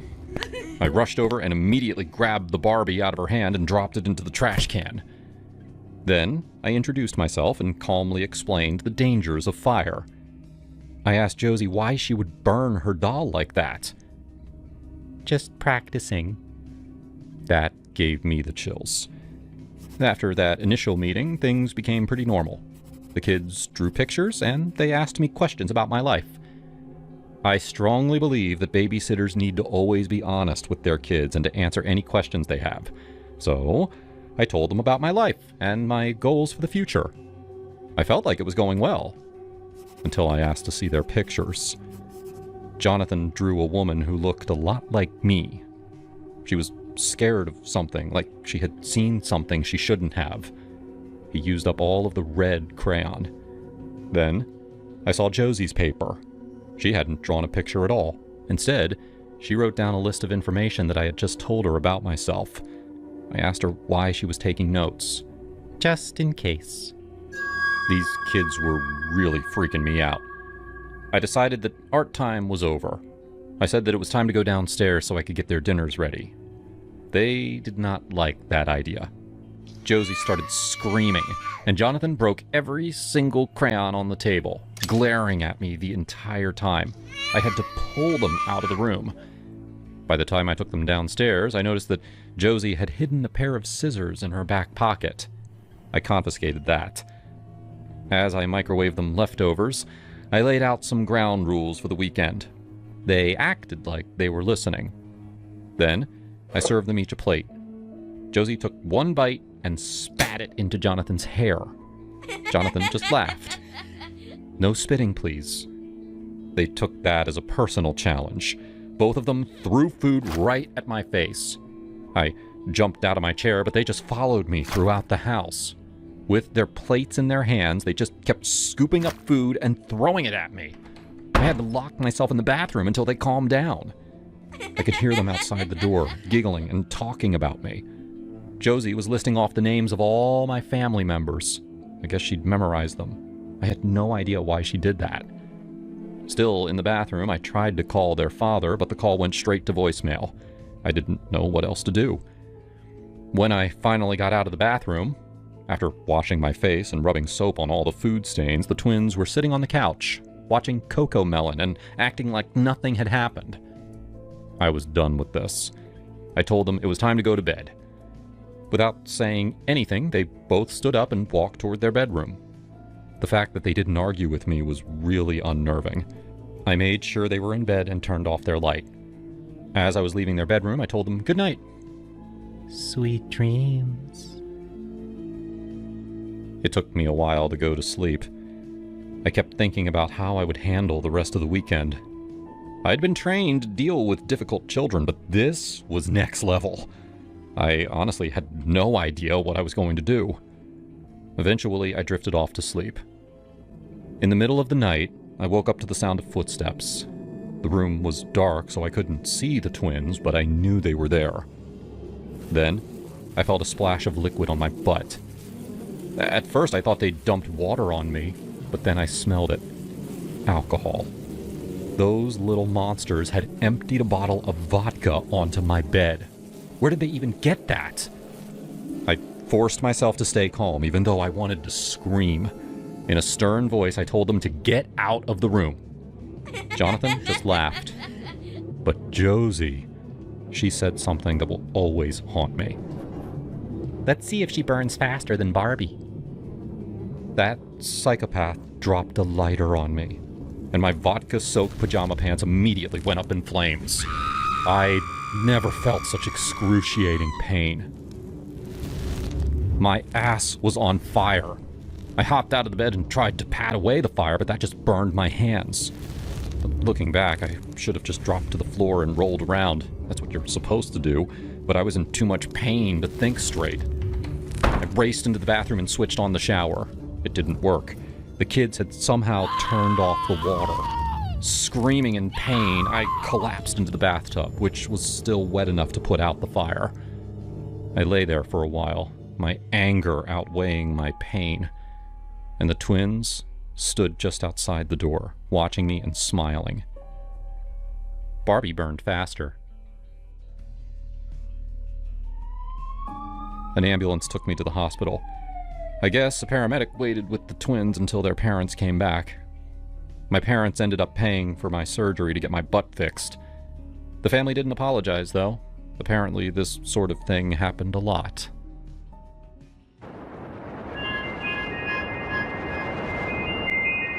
I just moved to Denver from the East Coast, chasing a job in tech that promised fresh air and better work-life balance. Colorado was supposed to be all about mountains, craft beer, and laid-back vibes. But after a few weeks, I was feeling isolated. I didn't have any friends yet. Just my apartment overlooking the Rockies and endless Zoom calls. So, like any guy in his late 20s, I downloaded a dating app. I swiped right on a few profiles, nothing serious. Then there was Emily. Her pic showed this cute brunette with freckles, smiling in front of snowy peaks or sipping coffee at some indie spot in Lodo.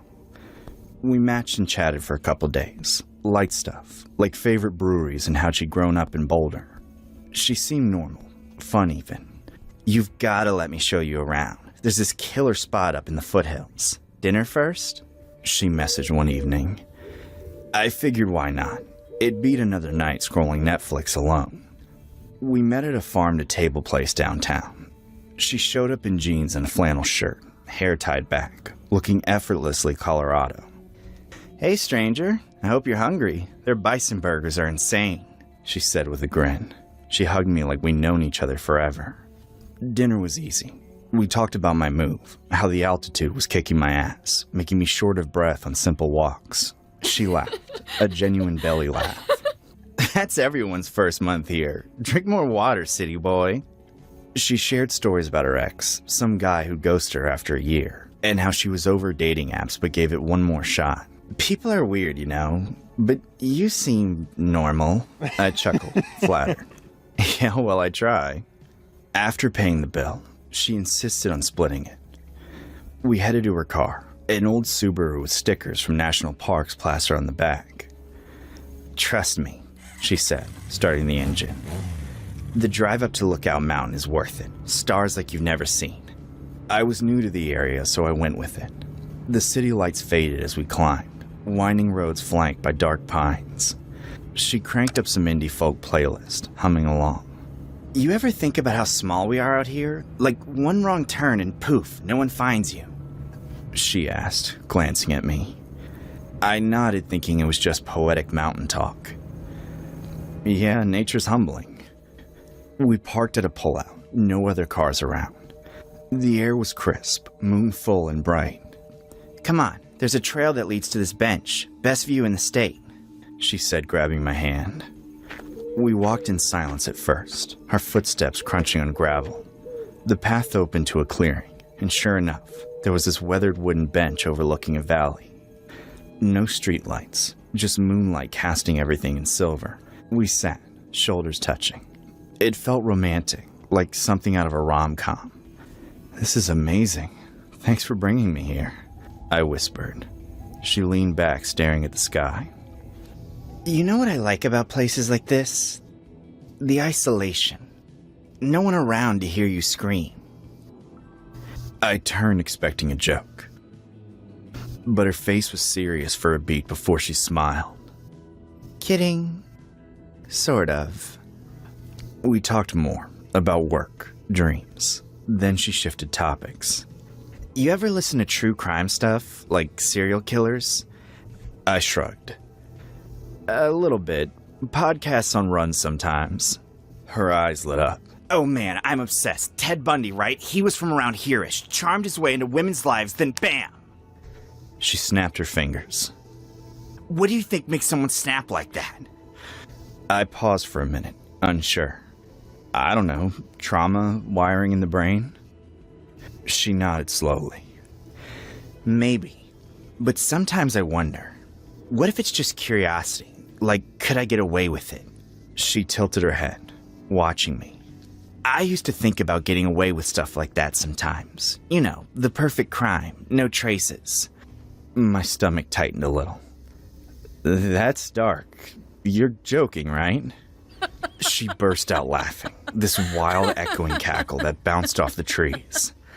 It wasn't the same as her dinner laugh. It was unhinged, like something from a horror flick. Oh, come on, lighten up. Everyone has those thoughts, don't you? Not really. I'm more of a live and let live guy, I admitted, forcing a smile. She grabbed my arm suddenly, her grip firm. You're cute when you're nervous. The fabric was rough, but I could feel the warmth underneath. Feel that? Smooth, right? Emily, I started, but she shushed me. Shh. Imagine this. Pale skin glowed in the moonlight. I want you to carve your initials here with a knife, like mark me, forever. I froze. What? You're kidding. Her eyes locked on mine, intense.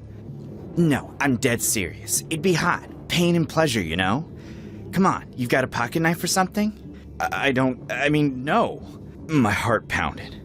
This wasn't flirty. It was f***ed up. But she reached into her boot and pulled out a small switchblade, then flicked it open with a click. Here, I'll help. Emily, stop. This isn't funny. She pressed the blade to her skin, right above her knee. Watch. And she did it. Slow, deliberate. A thin line of red bloomed as she carved a jagged J for my name. Jason. Blood welled up, trickling down her leg. She winced but smiled through it, biting her lip. Your turn. Add the A and S. Bile rose in my throat. The metallic scent hit me mixed with pine. I gagged, almost puking right there. What the? You're insane! I yanked my hand away, standing up. She laughed again, that maniacal sound. Oh, baby, don't be scared. It's nothing. Come back. I bolted, just ran down the trail, branches whipping my face. My phone flashlight bounced wildly as I sprinted to the road. No signal up there. I kept going downhill toward civilization. After what felt like miles, lights appeared, a gas station at the base. I burst in, panting. The clerk, an older guy, looked up from his magazine. You okay, son? No, I need to call the cops, or a cab, something. I gasped. He eyed me warily, but handed over his phone. I dialed 911 and explained as best as I could without sounding crazy. My date, she's crazy. She cut herself, then asked me to do it. She's up in the mountains. Help, please. The dispatcher was calm. Stay put. We'll send someone. Cops arrived 20 minutes later. I told them everything. The yap, dinner, the drive, the knife. They drove me back up, but her car was gone. No sign of her. Look into it. But if she's not pressing charges, one officer said. Back home, I blocked her on the app and changed my number. I couldn't sleep for days, replaying it. The way her laugh echoed. The blood on her thigh. I Googled her name later, found nothing alarming, just a LinkedIn profile. Maybe it was all a game to her, some twisted thrill. This story has been inspired from a real-life experience shared by one of our subscribers. This is what they said. I once went on a date with a girl who, after dinner, offered to show me around since I was new in town. She drove us up into the mountains, and eventually the road got darker and emptier. No houses, no streetlights, just us. Out of nowhere, she brought up serial killers, and casually mentioned how she sometimes wondered what it would be like to get away with something like that. That line has stuck with me ever since.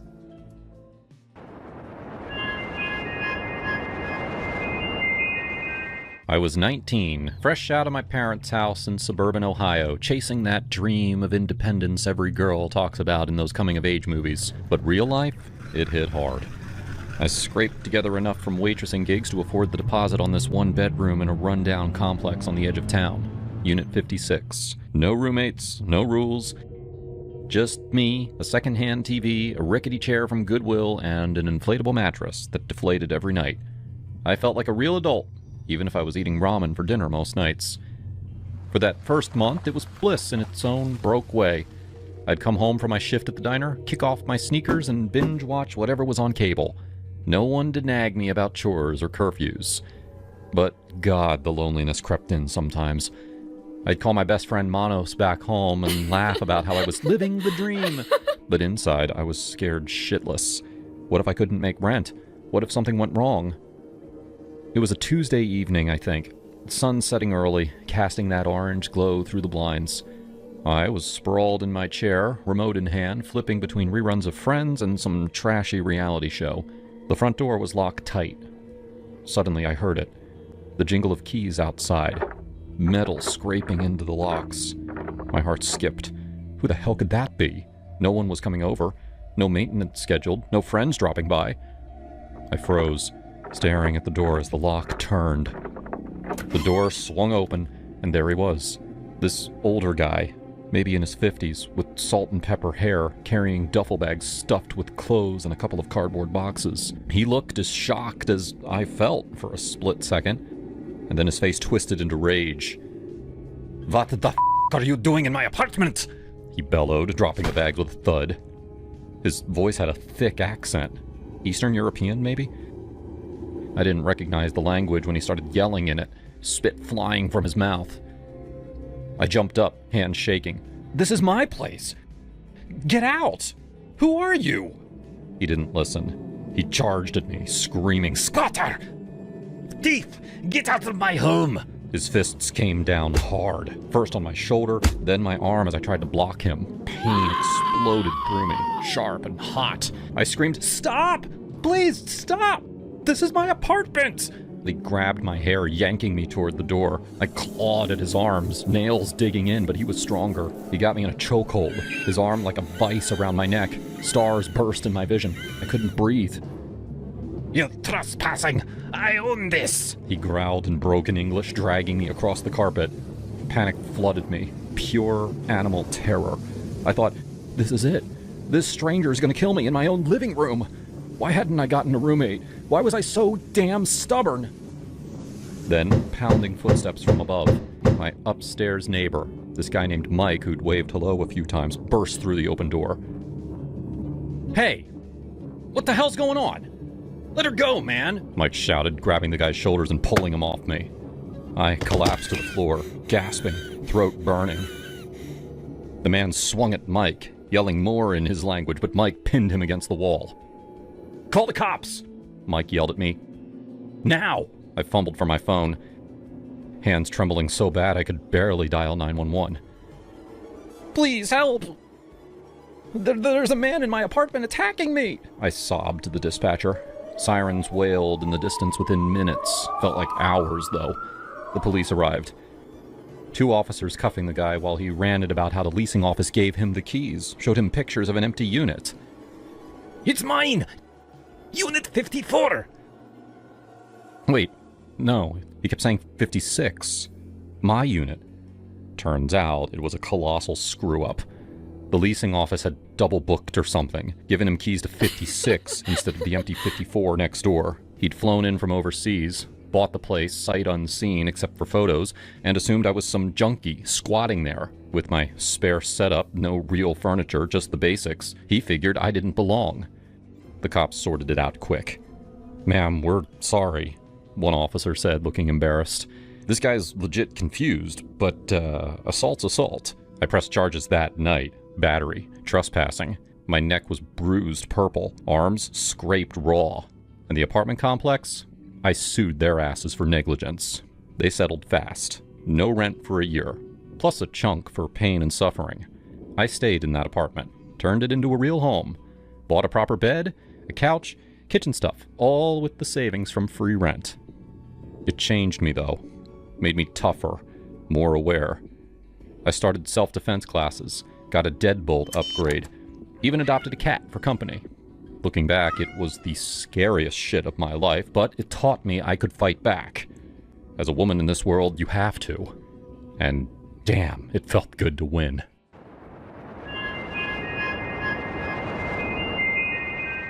I had just stepped out of the bathroom in Jamie's apartment.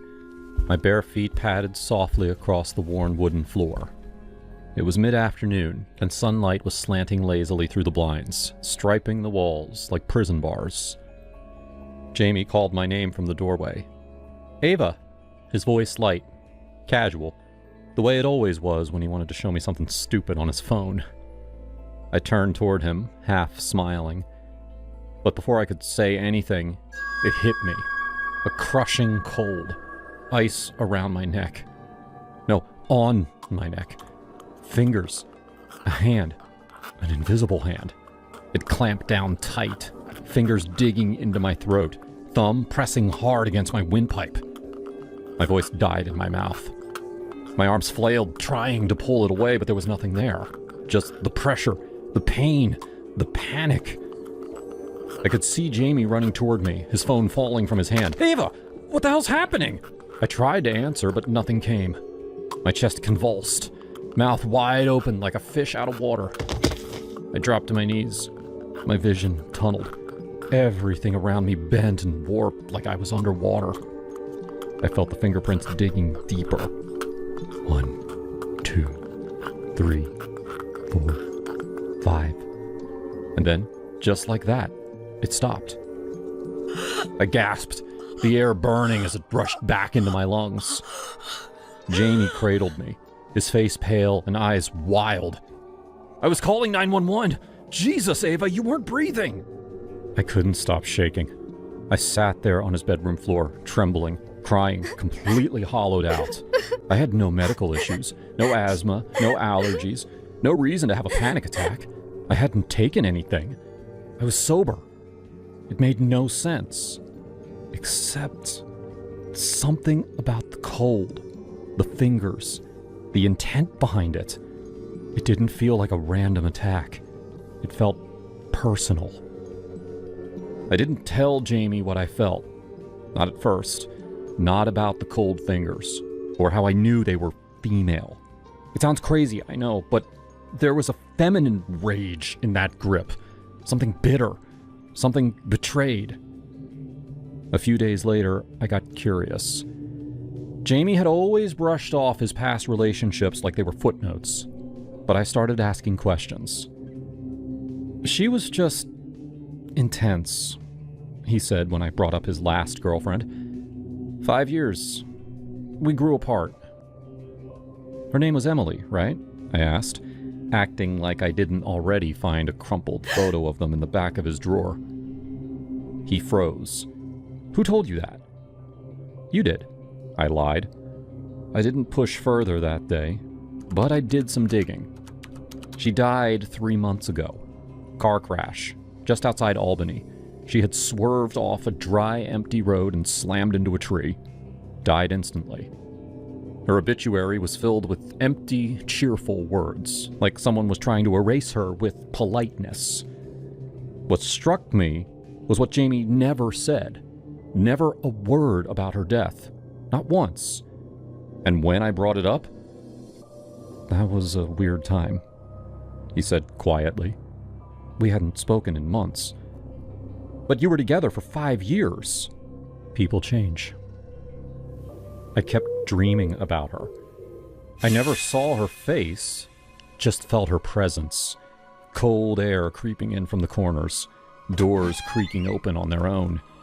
Her voice, raspy but mocking, whispering from behind mirrors and closet doors.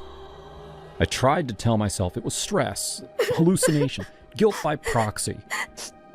One night, I heard crying coming from the bathroom. The door was locked, the lights flickering. Jamie wasn't home. I banged on the door. Who's in there? No answer. Just sobs. Then silence. When the door finally creaked open on its own, the mirror was cracked. There was no one inside. The final straw came when Jamie passed out drunk on the couch, and I found an old phone buried under his bed. It was her phone, Emily's. The wallpaper was still their selfie. The last message she sent read, "If you ever lie to me again, I swear I'll haunt your next girlfriend until she chokes on your bullshit." I dropped the phone like it burned me. I was done pretending this was coincidence. I confronted Jamie that night. You lied about her death. He didn't even flinch. What do you mean? You said she swerved, but I read the police report. There were no skid marks, no sign of braking. Her car just turned. His expression hardened. I didn't lie. Yes, you did, I whispered. And you kept her phone. Why? He took a deep breath. Because she wasn't supposed to die. What the hell does that mean? We had a fight. I told her it was over. She screamed at me, said she'd never let me be happy. Then she left, and I followed her. I just wanted to talk. What did you do, Jamie? I didn't mean for it to happen. I just wanted to scare her. I didn't know the road curved there. He sat down, cradling his face in his hands. She looked at me one last time before the crash. I saw her mouth moving. What? She said, "I'll be back." That night, I slept on the couch. I didn't trust Jamie, but worse, I didn't trust the air around me. I woke up at 3:17 a.m., the room cold as a freezer. The windows were shut. Then, I saw her.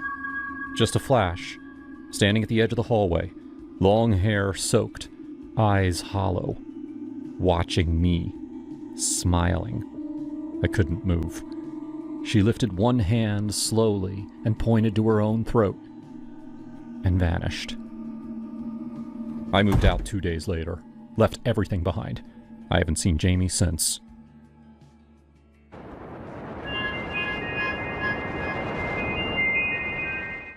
I remember the day Kevin and I drove out to that abandoned asylum in upstate New York like it was yesterday. It was fall 2018, and the leaves were turning those fiery reds and oranges that make everything feel a little more ominous. Perfect for our line of work. We were location scouts for Phantom Films, this indie production house in LA that specialized in low-budget horror flicks. You know the kind. Jump scares, creepy dolls, possessed houses. Kevin was my best buddy there. The guy who'd crack jokes during the scariest shoots to keep everyone from losing it. He was always the skeptic, while I leaned into the supernatural stuff, even if it was mostly for the job. Rob, man, this place looks like it was designed by a serial killer's interior decorator. Kevin laughed as we pulled up to the crumbling building. The asylum had been shut down in the 70s after some scandal, patients dying under mysterious circumstances, whispers of experiments gone wrong. We were there to scout for our next film, Echoes of the Forgotten, about ghosts haunting a mental ward. We spent the afternoon wandering the halls, flashlights cutting through the dust. Graffiti covered the walls, and the air smelled like mold and regret. That's when we met him, the strange man. He was squatting in one of the old patient rooms, bundled in a ratty coat, his eyes sunken like he'd seen too many nightmares. He didn't startle when we shone our lights on him, he just stared. "You boys looking for ghosts?" he rasped, his voice like gravel under tires. Kevin chuckled. Nah, just ideas for a movie. "You live here?" The man ignored him, fixing his gaze on me. "You," he said, pointing a finger. "Watch the roads tonight. Metal and speed coming for you." I felt a chill, but I brushed it off. "Thanks for the tip, buddy. We'll be careful." Kevin rolled his eyes as we left. What a nut job. Probably high on whatever's growing in these walls. We wrapped up around dusk and headed back to the city. On the highway, rain started to slick the roads. I was driving, Kevin fiddling with the radio. Suddenly, this semi-truck swerved into our lane. Driver must have been texting or something. I yanked the wheel hard, tires screeching, and we skidded onto the shoulder. The truck missed us by inches, horn blaring like a scream. "Holy shit, Rob!" Kevin yelled, gripping the dashboard. "You okay?" My heart was pounding, hands shaking on the wheel. Yeah, I'm fine." But I wasn't. That man's words echoed in my head. "Metal and speed coming for you." How the hell did he know? That night, back in my apartment in Brooklyn, I couldn't sleep. I kept replaying it. The prediction, the near miss. Was it coincidence or something more?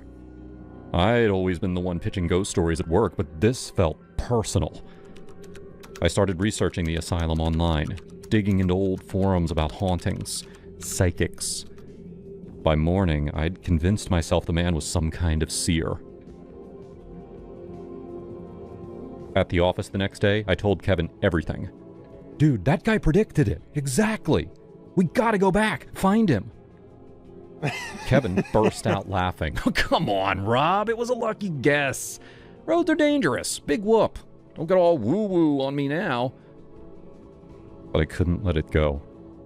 I started carrying a rabbit's foot keychain my grandma gave me years ago, avoiding black cats, knocking on wood, superstitious crap I'd mocked before. Kevin thought it was hilarious. "Look at you, Mr. Horror Scout, scared of his own shadow," he'd tease during lunch breaks. A week later, things escalated. I was home alone when my phone rang, unknown number. I answered, and a voice whispered, "The accident was just the start. Death follows you now." I freaked, called Kevin right away. "Kev, you gotta hear this. Some creep just called saying death's after me. It's that guy from the asylum. I know it." He paused, and then snorted. "Rob, chill. Probably a wrong number. Or maybe one of our crew pranking you." But it kept happening. Salt spilled on my kitchen table one morning. Bad luck omen. A mirror cracked in my bathroom. Whispers in the wind outside my window at night. I became a wreck, jumping at shadows, double-checking locks. I even started seeing a therapist, this woman named Dr. Ellis, who specialized in anxiety from high-stress jobs like ours. "Robert, these are manifestations of trauma from the accident," she'd say in our sessions, "not supernatural." I wanted to believe her. Kevin, meanwhile, seemed amused by it all. He dropped by with beers, trying to lighten the mood. "Hey, if death's coming, well, at least we'll get a killer script out of it," he'd joke. Then came the prank. It was a Friday night. We'd planned to watch some old horror classics at his place in Queens. I showed up, still edgy, clutching my rabbit's foot. Kevin greeted me with a grin. "Rob, you look like shit. Beer?" We settled in, but midway through The Omen, the power flickered. Then a knock at the door. Kevin went to answer, and I heard voices, muffled, urgent. He came back, pale. "Dude, it's that guy from the asylum. He's outside. Says he needs to warn you." My blood ran cold. "What? Let him in." Kevin hesitated. "You sure? He looks crazier than before." I nodded, heart racing. The door creaked open, and in walked... not the man. It was an actor friend of Kevin's, made up with prosthetics and that same ratty coat.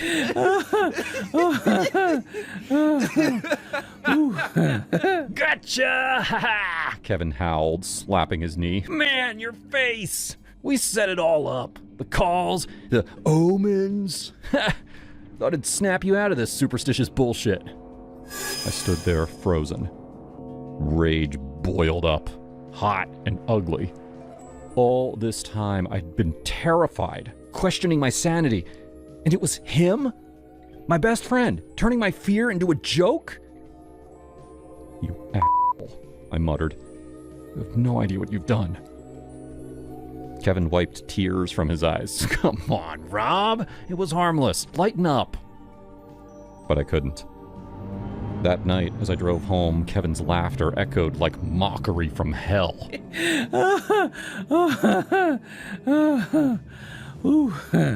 What if the prediction was real, and Kevin's prank invited real bad energy?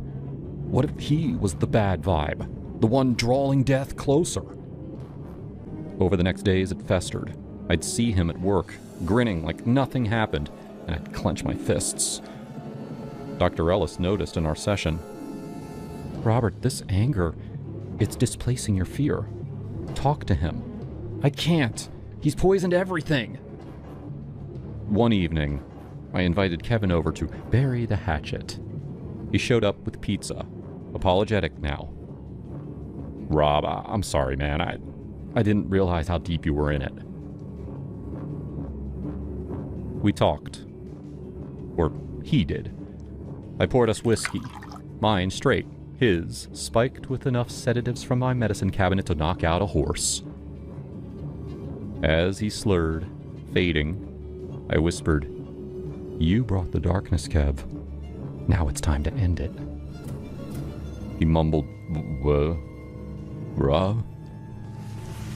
I dragged him to the bathtub. Easier cleanup. The knife from the kitchen felt heavy, but necessary.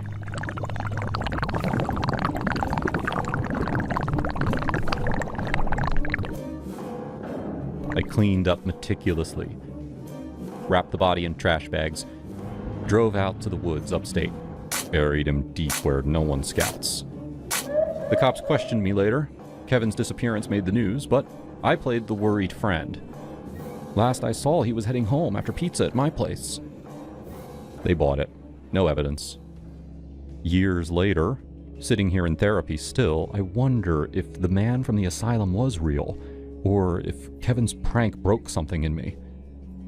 But I sleep better now. No whispers, no omens. Death doesn't follow anymore, because I faced it head on.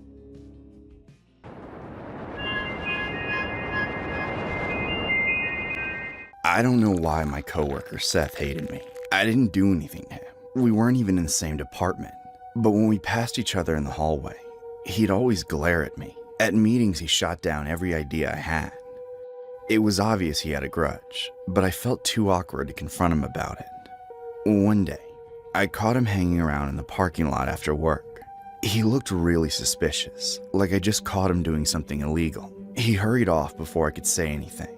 The next morning, I was set to meet with a potential client at his office. I worked really hard on a presentation that I knew he'd like, spending all week adjusting the PowerPoint and making sure my speech was perfect. I was a little nervous, but very prepared.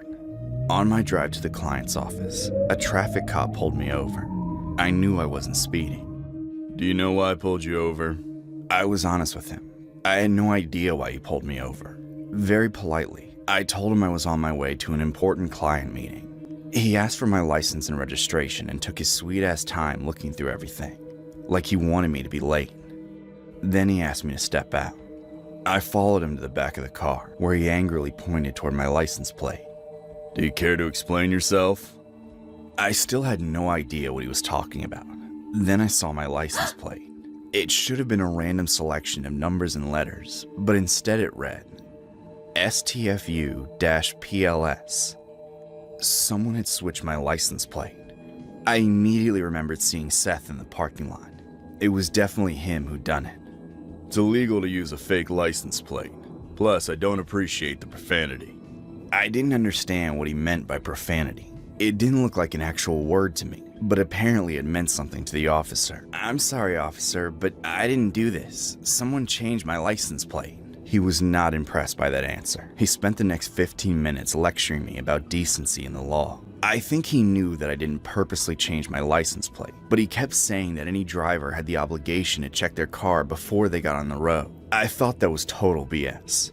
Did he seriously think every driver looks at their license plate every morning just in case someone tampered with it? That made no sense. Eventually, he figured out that the fake license was stuck on top of my real one. So he removed it, wrote me a hefty ticket, and sent me on my way. By that time, I was already 30 minutes late for my meeting. The policeman wouldn't let me call them when he was lecturing me, so I left a message with the secretary as I drove. When I arrived, the boss wouldn't even meet with me. He had his assistant relay the message that he was no longer interested in hearing my presentation. I was furious. I drove right back to my office where Seth was chatting with another coworker at the water cooler. He didn't say anything to me, but his devious smirk told me everything I needed to know. "You think you're funny? We lost a client because of you." "I have no idea what you're talking about, ma'am." I probably shouldn't have confronted him in front of everybody. The policeman confiscated the fake license plate, so I didn't have any evidence, just my ticket. Our boss rushed over while I was screaming at him. He was a pretty traditional guy, so he did not appreciate the string of profanities I hurled at Seth. He had to physically pull me into his office, where he accused me of messing up my presentation and blaming Seth for it. I tried to explain what actually happened, but he wouldn't listen. He reported me to HR, and he warned me that if I confronted Seth again, he'd fire me. I was by far his highest performing employee, but he had zero tolerance for workplace shenanigans, as he put it. I left his office fuming.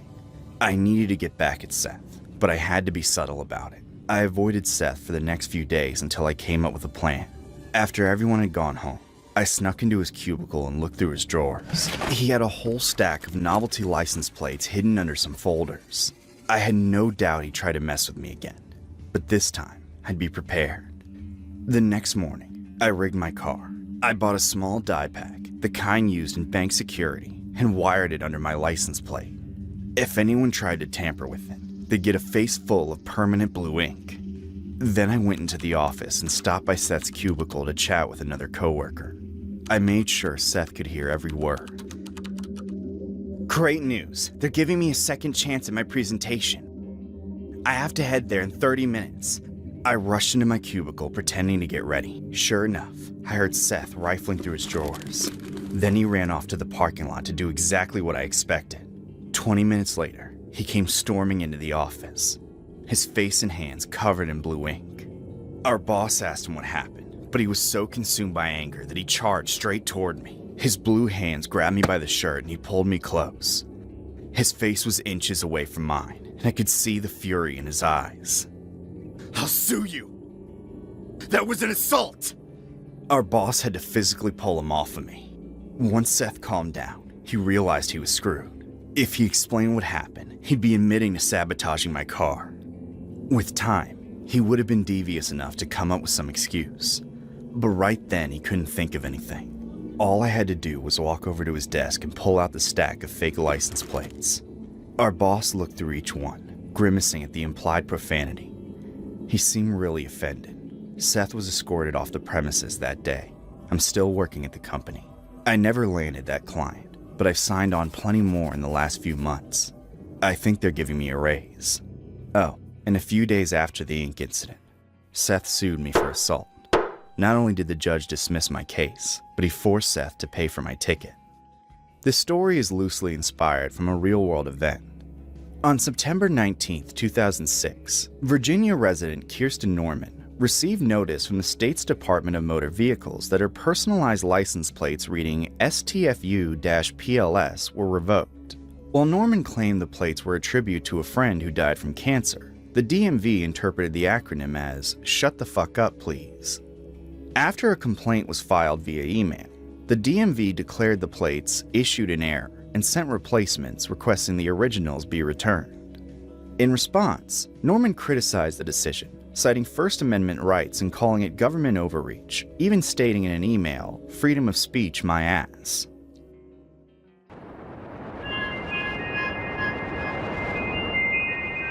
Back in 2018, I was slinging pizzas for Domino's in a sketchy part of Chicago, the kind of neighborhood where streetlights flickered like they were about to give up.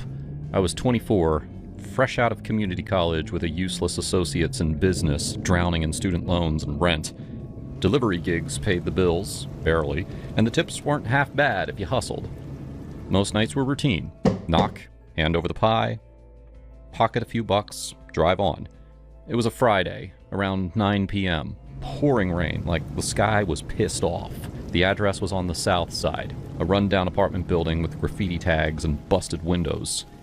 The order was for 2 larges, pepperoni and supreme, with extra cheese. "Cash on delivery," the voice on the phone had said, gruff and hurried. I pulled up, grabbed the insulated bag, and dashed through the downpour. My sneakers squelched on the cracked steps as I knocked. "Pizza delivery," I called out, trying to sound cheerful despite the chill seeping into my jacket. The door creaked open, and there he was. A big guy, mid-30s, with a shaved head and tattoos snaking up his neck. He had this smirk, like he knew something I didn't. Before I could say a word, he yanked the door wide, and I saw the glint of metal in his hand. A Colt 1911, just like the ones I'd seen in movies, but this was real, cold, heavy steel pointed right at my chest. "Get in here, motherfucker," he growled, grabbing my arm and pulling me inside. The door slammed shut behind me. That's when the other one appeared. Smaller guy, wiry and mean, fidgeting like he was on something. They tackled me to the floor, the pizza bag spilling open, slices sliding across the dirty carpet. "What the hell? Take the cash, man! Just take it!" I shouted, my heart pounding like a drum in my ears. I fumbled for my wallet, but the big one kicked it out of my hand. "Shut your mouth!" Smaller one snarled, pinning my arms down. This fidgety guy then rifled through my pockets, snatching the $80 in delivery money and my phone. "Look at this punk! Thinks he can just waltz in here!" The big guy pressed the gun barrel against my temple, the metal icy against my skin. "You scream and I'll blow your brains out. Got family? Wife? Kids? We'll find them. Kill them slow if you talk." I didn't have a wife or kids back then, just my mom and sister in the suburbs, scraping by. But the thought of them, God, it hit me like a truck. "Please, I won't say anything, just let me go," I begged, my voice cracking. Tears mixed with the blood from a split lip where Fidgety had punched me. They laughed, a sick, echoing sound in that dim parlor room. The Fidgety guy kneed me in the ribs. Once, twice, pain exploding like fireworks. "You deliveries think you tough? This is our turf." The big one joined in, his boots slamming into my side. I curled up, gasping, tasting copper in my mouth. "Yeah, cry like a bitch," Fidgety taunted, yanking my jacket off and emptying the pockets. They took everything, keys, wallet, even my watch, and a cheap Timex from my dad before he passed. After what felt like hours, but was probably minutes, they hauled me up by my shirt. "Get out," the big guy hissed, shoving me toward the door. "And if we see cops, your family's dead. Slow and painful. We'll make sure they scream your name." I stumbled out into the rain, bruised and shaking, pizza bag forgotten.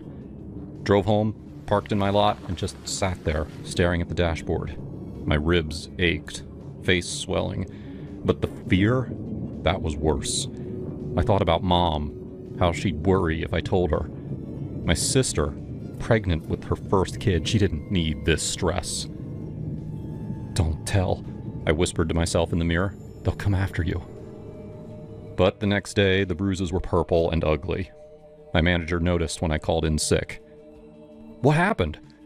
You look like shit," he said. "Nothing, just fell." I lied, but my voice shook. "Bullshit. We'll figure it out." I didn't want to, but I did. Turns out the cops were already sniffing around. Another driver had been hit the week before. Same MO. My manager convinced me to talk. "They threatened my family," I confessed, tears welling up again. "Said that they'd kill them if I snitched." The detective, a tough woman named Reyes, nodded. "We hear that a lot. But these they're cowards. We've got leads. Help us and we'll protect you." I spilled it all.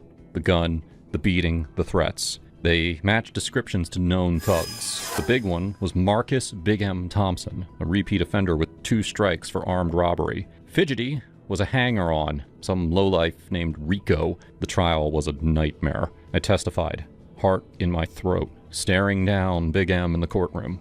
He pointed the gun at me, I said on the stand, voice steady despite the sweat. Said he'd kill my mom and sister if I talked. Big M's lawyer grilled me. "You sure it was a real gun? Could have been a toy." "It was real," I shot back. Felt the weight when he pressed it to my head. Fidgety got 5 years. Plea deal. But Big M? 3rd strike. Life without parole. As they let him away, he glared at me. "You'll pay for this," he mouthed. Me and my buddy, Jake, both fresh out of college and in our mid-20s, had this tradition of hitting the trails in northern Georgia every fall. We weren't hardcore survivalists or anything, just 2 guys from Atlanta trying to escape the grind of entry-level jobs and city noise. Jake was the planner, always mapping out routes on his phone, while I handled the gear, packing way too much beer and not enough sensible shit like extra socks. That October weekend, we picked a trailhead deep in the Chattahoochee National Forest, about 4 miles in from the parking lot. The leaves were turning that fiery red and orange, crunching under our boots as we trudged along. "Man, this is living," Jake said, slapping a mosquito off his neck. "No bosses, no emails, just us and the woods." "Yeah, until we get lost and end up on some true crime podcast," I shot back, laughing. We bantered like that the whole way, talking about everything from our shitty dating lives to how we'd quit our jobs if we won the lottery. Jake was nursing a breakup. His ex had ghosted him after 3 years, and I was dealing with my own crap, like figuring out if I even liked my marketing gig. The trail wound through thick pines and over rocky streams, and by the time we set up camp in a small clearing, we were beat but buzzin'. We gathered firewood, started a blaze in the pit we'd dug, and cracked open some cans. Dinner was basic. Hot dogs roasted on sticks, chased with whiskey from my flask. The temperature had been mild during the day, but as the sun dipped, it plummeted. Mid-fall in Georgia usually means sweater weather, not this Arctic bullshit. "Dude, it's gotta be dropping into the 20s. I muttered, zipping up my sleeping bag tighter. "Feels like we're in freaking Alaska." Jake poked the fire with a branch, sparks flying up. "You wussy. This is what makes it memorable. Remember that time in college when we camped by the lake and it rained all night? We survived that." "Barely," I grumbled. "My tent leaked like a sieve." We laughed, the heat from the flames warming our faces as we swapped stories. Full bellies and the crackle of the fire lulled us into sleep pretty quick. I dozed off, staring at the stars peeking through the canopy, thinking about how peaceful it all felt. I woke to something tapping my foot, not hard, just insistent. My eyes snapped open, and there was Jake, silhouetted against the dying embers, holding a stick like it was a lifeline. He didn't say a word, just nodded toward the fire. I followed his gaze, and my heart slammed into my ribs. 2 wild boars, massive, shaggy beasts, were rooting around the coals, kicking up dirt and snorting like they owned the place. One was easily 150 pounds, tusks curling out like scimitars. The other a bit smaller, but no less mean-looking. Their eyes glinted in the low light, and they were pissed, grunting and shuffling closer to our camp. "Shit," I whispered, barely audible. My voice caught in my throat. We had no guns, no knives worth a damn, just a hand axe I'd left propped against a tree, way out of reach. If we moved, we'd spook them, and everyone knows Georgia boars don't fuck around. They're invasive, aggressive as hell, and they've gored hikers before. One wrong noise and we'd be shredded. Jake's face was pale, eyes wide. "Don't move," he mouthed, easing back into his bag. We lay there frozen, watching them. The bigger one snorted, pawing at the ground where our food scraps were buried. "What if they charge?" I hissed, my pulse thundering. "They won't if we stay quiet," he whispered back, his voice steady, but I could hear the fear. "Just wait it out. Fire's almost gone. They'll lose interest." Time dragged like molasses. An hour felt like eternity. The cold seeped into my bones, but sweat beaded on my forehead from the tension. The boars circled the pit, tusks scraping roots, their breath puffing in the frigid air. One bumped the logs, sending embers scattering, and I nearly pissed myself. "Jake, man, this is bad," I murmured. "Remember that story about the guy in Atlanta? Boar tore his leg open." "Shut up," he snapped under his breath. "You're gonna jinx it. If they come at us, grab for the axe. I'll distract." "No way," I replied.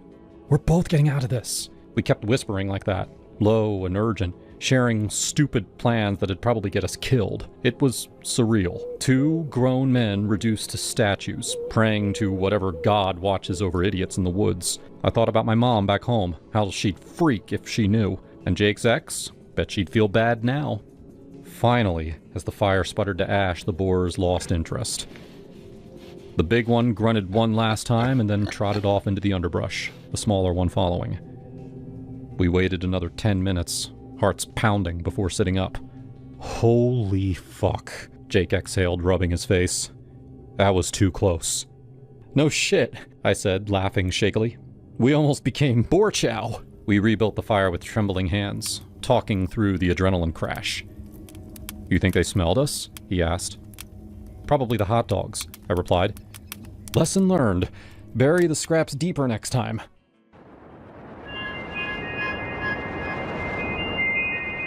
It was early spring 2023, and I just turned 27, fresh out of a long-term relationship that fizzled out without much drama.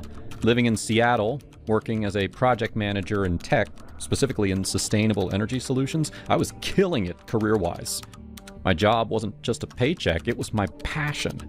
I'd built a team from scratch, landed major contracts, and even spoken at a few conferences. But my personal life? A drought. Friends kept nagging me, "Michelle, you're hot, successful, get out there." So I caved and I signed up for this local dating app called Pacific Matches, figuring it was low-key and it focused on people in the PNW. Big mistake number 1. I used my real name, Michelle Thompson. I thought, why not? I'm not hiding anything. Uploaded a few pics from hikes in the Olympics, mentioned my love for indie coffee shops and coding on weekends. Within a week, I had a few decent chats going. Then came his message. His profile said, James Hargrove, 35, British expat working in renewable energy consulting. Same city, similar field, seemed like a potential match. His first DM popped up. "Hello, Michelle. I've got to say, your profile caught my eye. Beautiful woman, with brains to boot. I'm worth about £5 million net. Tech investments paid off handsomely back in London. Fancy quitting that job of yours and letting me take care of you? Move in, we'll travel the world. No strings, just luxury." I stared at my phone, coffee going cold in my hand. Who leads with their bank account? It felt less like an offer and more like an assumption, like he'd already decided my life for me. I typed back politely, Thanks for the message, James, but I'm happy with my career in independence. Not looking to quit or move in with anyone right now. Best of luck. He replied instantly, "Come on, love. Women like you deserve to be pampered. Why slave away in an office when you could be sipping champagne on a yacht? I've got properties in Seattle and Vancouver. Think about it." Nope, not interested. I shot back. Please respect that. But he didn't. Messages kept coming. "You're making a mistake. I can give you everything. Let me prove it. Dinner at Canley's?" I blocked him. End of story, right? Wrong. 2 days later, a new profile. Jamie H. Same pics, same bio. "Miss me, Michelle? Block the wrong bloke." Block. Then, J. Hargrove Esquire with a winking emoji. "Persistent, aren't I? That's the British charm." I reported him to the site admins, explaining the harassment. They IP banned him, but the next day, another account. "You can't hide, love. VPNs are a wonder." My stomach twisted. This wasn't funny anymore. I deleted my entire account, figuring that'd cut him off. But nope, he found my Instagram. I use it professionally, posting about green tech innovations, networking events. Suddenly, likes on old posts, then DMs. "Saw your TEDx talk? Brilliant. But you'd be even better at home with me." I blocked him there too, but he popped up under alts. Twitter, same thing. LinkedIn, for God's sake. He commented on a post that I'd made about a job opening for a junior analyst. "I'd apply, but only if the boss is as stunning as you." I confided in my best friend Mia over wine at her place. "This guy's unhinged," I said, showing her the screenshots. "He's British, on a work visa here, but acts like he owns the city." Mia leaned in, eyes wide. "Michelle, that's stalking. Change your privacy settings. Report him everywhere." "I have," I sighed. "But LinkedIn's public for job stuff. I can't lock it down completely." The job posting was still up. I'd hired someone weeks ago, but forgot to remove it. Sloppy on my part. Then, one Tuesday morning, my receptionist buzzed me. "Ms. Thompson, there's a James Hargrove here for his interview. Says it's with you." My blood ran cold. I peeked at the security cam feed on my computer. There he was, in a sharp suit, smirking at the front desk like he belonged. Tall, dark hair, that posh British accent probably charming the pants off everyone. "Tell security to escort him out," I said, my voice shaking. "He's not scheduled. He's a stalker." Our guard, Mike, marched down. I watched on the feed as Mike confronted him. "Sir, you need to leave. No appointment." James's face twisted. "This is absurd! Michelle knows me! Tell her James is here! We're meant to be together!" Mike grabbed his arm. "Out. Now." James yanked away. "Get your hands off me, you yank brute! I'll sue!" But Mike hauled him to the parking lot, got his plate on cam. I called the police right after, filing a report. "He's been harassing me online for weeks," I told the officer, a no-nonsense woman named Detective Reyes. "Now he's shown up at my work. I'm scared." Reyes nodded. "We'll look into it." Got his details? From the plate, they traced him to Hargrove Consulting, one of our biggest clients. Ironic, right? They pulled him in for questioning that afternoon. I imagined the scene. James in an interrogation room, sweating under fluorescent lights. It's just a misunderstanding," he'd probably say in that clipped accent. "I fancy her. I thought persistence would win her over." His bosses weren't amused. Having a stalker on payroll, especially one fixated on a key contact at a partner company, bad for business. They fired him on the spot. Turns out, he was here on an H-1B visa tied to that job. Without it, he had to leave the US. But, get this, he didn't go back to the UK. Instead, he self-deported to Canada. Vancouver, I think. Maybe to dodge questions or start fresh. Why Canada? Who knows? Perhaps he had connections there. Or it was easier than facing whatever waited in London. Because, yeah, the bonus twist. Detective Reyes called me a week later. "Ms. Thompson, thought you'd want to know. Hargrove's married. Wife and 2 kids back in London. She's filed for divorce, cited his infidelities abroad." I nearly dropped the phone. Married? Kids? Jesus. "Yep. Stay safe. Restraining orders in place if he tries anything from afar." I hung up, sinking into my couch. Relief washed over me, but so did anger. How many women had he pulled this on? That entitled prick. flashing his money like it erased boundaries. I pictured his wife, probably strong like me, raising those kids alone now. I hoped she was okay, that the kids were shielded from his mess. This story has been inspired from a real-life incident shared by one of our subscribers. This is what she said. When I first tried online dating, I made the mistake of using my full real name. A man from the same city and field messaged me, immediately bragging about his wealth and suggesting I quit my job to live with him. I declined. I have my own career and independence. But he didn't take no for an answer. After I blocked him on the dating site, he kept creating new accounts, even using a VPN to bypass IP bans. I eventually deleted my account, but he found my public socials and started lurking. Things escalated when he saw an old job posting that I forgot to remove from LinkedIn, and he showed up at my office pretending to have an interview with me. Security escorted him out, and I filed a police report. With surveillance footage, police traced him to his job, which happened to be with one of our clients. He was let go. He left the country shortly after that, and I later found out that he had a wife and kids back home. I'm glad he's gone, and I hope they're safe.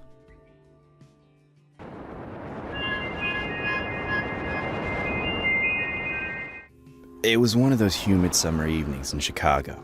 The kind where the air sticks to your skin and you can't decide if you're hungry or just bored. I'd matched with her on Bumble. Her name was Jamie, mid-30s, with a profile full of hiking pics and quotes about adventure. She seemed fun, edgy, the type who could keep up with my sarcasm. We chatted for a week, trading stories about bad exes and favorite dive bars. Finally, we decided to meet at this little Italian spot downtown, the one with the red checkered tablecloths and killer tiramisu. I got there first, nerves buzzing like they always do on first dates. I was wearing my go-to black dress, the one that hugs just right without trying too hard. And I sipped a glass of Pinot while scrolling through my phone. When Jamie walked in, she looked even better than her photos. Curvy, with short dark hair and a tattoo peeking out from her sleeve. "Hi, you must be Sarah," she said, sliding into the booth across from me with a grin that lit up her face. "Yeah, that's me. You found the place okay?" I asked, smiling back. "Totally. Traffic was a bitch, but worth it. You look great, by the way." We ordered appetizers, bruschetta and calamari, and the conversation flowed easy at first. She told me about her job as a graphic designer, how she freelanced for bands and loved the chaos of it. I shared about my gig at the marketing firm, the endless meetings and coffee runs. God, I hate corporate sometimes. It's like, why am I wasting my 20s on spreadsheets? I said, rolling my eyes. Jamie laughed, a deep, genuine sound. "Tell me about it. I quit my 9-to-5 last year. Best decision ever. Now I make my own rules. What about you? Any wild stories from your dating history?" I hesitated, but dove in. "Oh, plenty. There was this one guy, he showed up with his mom. I swear to God, she sat at the bar the whole time." Jamie slapped the table, her eyes wide. "No way. That's next level creepy. I'd have bolted. Me? I dated a chick once who collected taxidermy animals. Like full-on stuffed squirrels in her living room." We kept swapping stories, laughing over the wine. She had this dark humor that matched mine, edgy jokes about true crime podcasts and what-if scenarios. "You ever think about how easy it is to disappear someone?" she asked at one point, dipping a fry into aioli. I chuckled. "Oh yeah, all the time. Blame Dateline for that." By the time the check came, I was buzzed and optimistic. Maybe this could be something, I thought. She insisted on driving me home since my place was on her way, and I didn't argue. Ubers were pricey and it felt chivalrous in a way. We piled into her old Jeep, the seats worn and smelling faintly of cigarettes. The city lights blurred as she pulled onto the highway. That's when things shifted. At first it was subtle. "You know," she said, glancing over with a smirk. "You're in my car now. I technically can take you wherever I want. You're like my prisoner." I laughed because I thought it was just more of her dark humor. "Oh yeah? Planning a kidnapping? You better make it worth it. Stock up on snacks, please." She grinned, but didn't drop it. "Seriously though, doors are locked. We're out here in the dark. I could veer off to some cabin in the woods and who'd know. Okay, Hannibal Lecter, chill out. I teased, still smiling but feeling a tiny prick of unease. The radio was playing some old Taylor Swift song, ironic as hell. But she kept going. Imagine it, you, tied up in the trunk, begging for mercy. I'd make you my little pet. My laugh faltered this time. Jamie, that's kinda intense. Come on, Sarah, you said you like dark stuff. Don't tell me you're scared. Her voice had an edge now, like she was testing me. She reached over and squeezed my knee, lingering a second too long. What if I don't take you home? What if we just drive forever? You belong to me now. I shifted in my seat, staring out at the passing cars. Yeah, funny. But seriously, my exit's coming up. She ignored that. Prisoners don't get exits. They get what I give them. Maybe I'll pull over, make you prove your loyalty. Stop the car. This isn't funny anymore, I said, my voice sharper than I intended. Oh, Touchy, lighten up. But she didn't stop talking, rambling about control and how women like me needed to be broken in. My heart was pounding, that gut instinct screaming red flags. I'd heard stories from friends, dates turning possessive, that subtle slide into danger. I kept asking myself why I hadn't driven myself. Finally, she pulled up to my apartment building. There you go, prisoner. For now. She winked, like it was all a joke. I forced a smile and unbuckled fast. Thanks for the ride. Night. As soon as the door shut, I bolted inside, locking everything behind me. My hand shook as I texted my best friend. Weird date. Call me. Little did Jamie know. That was the last time she'd ever see me. I blocked the number, deleted the app convo, even reported her profile. No replies to her missed calls the next day. Nothing. Looking back, it could have been worse. Way worse. The story has been inspired from a real-life experience faced by one of our subscribers. This is what they said. She was driving us back from dinner when she started joking. You know, now that you're in my car, I could just take you anywhere I want. You're basically my hostage. At first, I chuckled. Dark jokes don't usually throw me off. But when she kept doubling down on it, acting like it was still funny the third, fourth time around, something in me shifted. She had no idea that the moment I stepped out of that car would be the last time she ever saw me.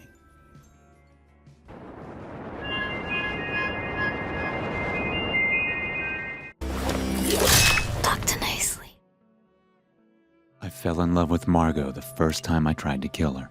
I placed a gun to the crease in her forehead and pulled the trigger. Did it work? Margot asked me. Clearly, her response told me that it did not. I opened my eyes and found the bullet had flattened against her skull. Margot had a condition, one that I don't think any medical book known to man can possibly explain. She was immortal. Of course, before that moment, I doubted her. For 3 months, she had insisted that she could not die. And for 3 months, I was sure I was talking to a crazy woman. Noose? Tried that. Knife? All the time. Pills? Absolutely.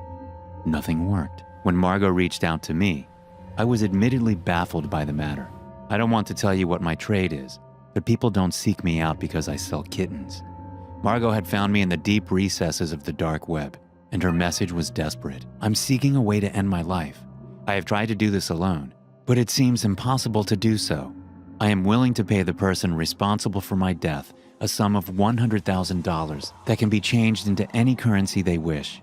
Please contact me at margot53@gmail.com. My first instinct was to assume that this was some kind of sting operation, an attempt to lure me or one of my colleagues out so that we could be caught in the act and thrown in jail.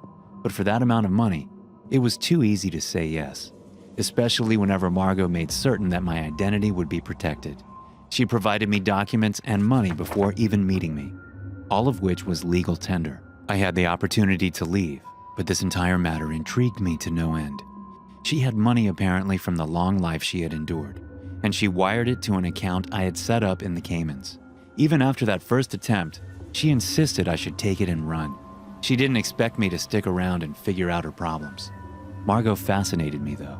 The moment that bullet fell to the floor, I found myself asking 100 questions. How long had she been like this? Her whole life. How long was that?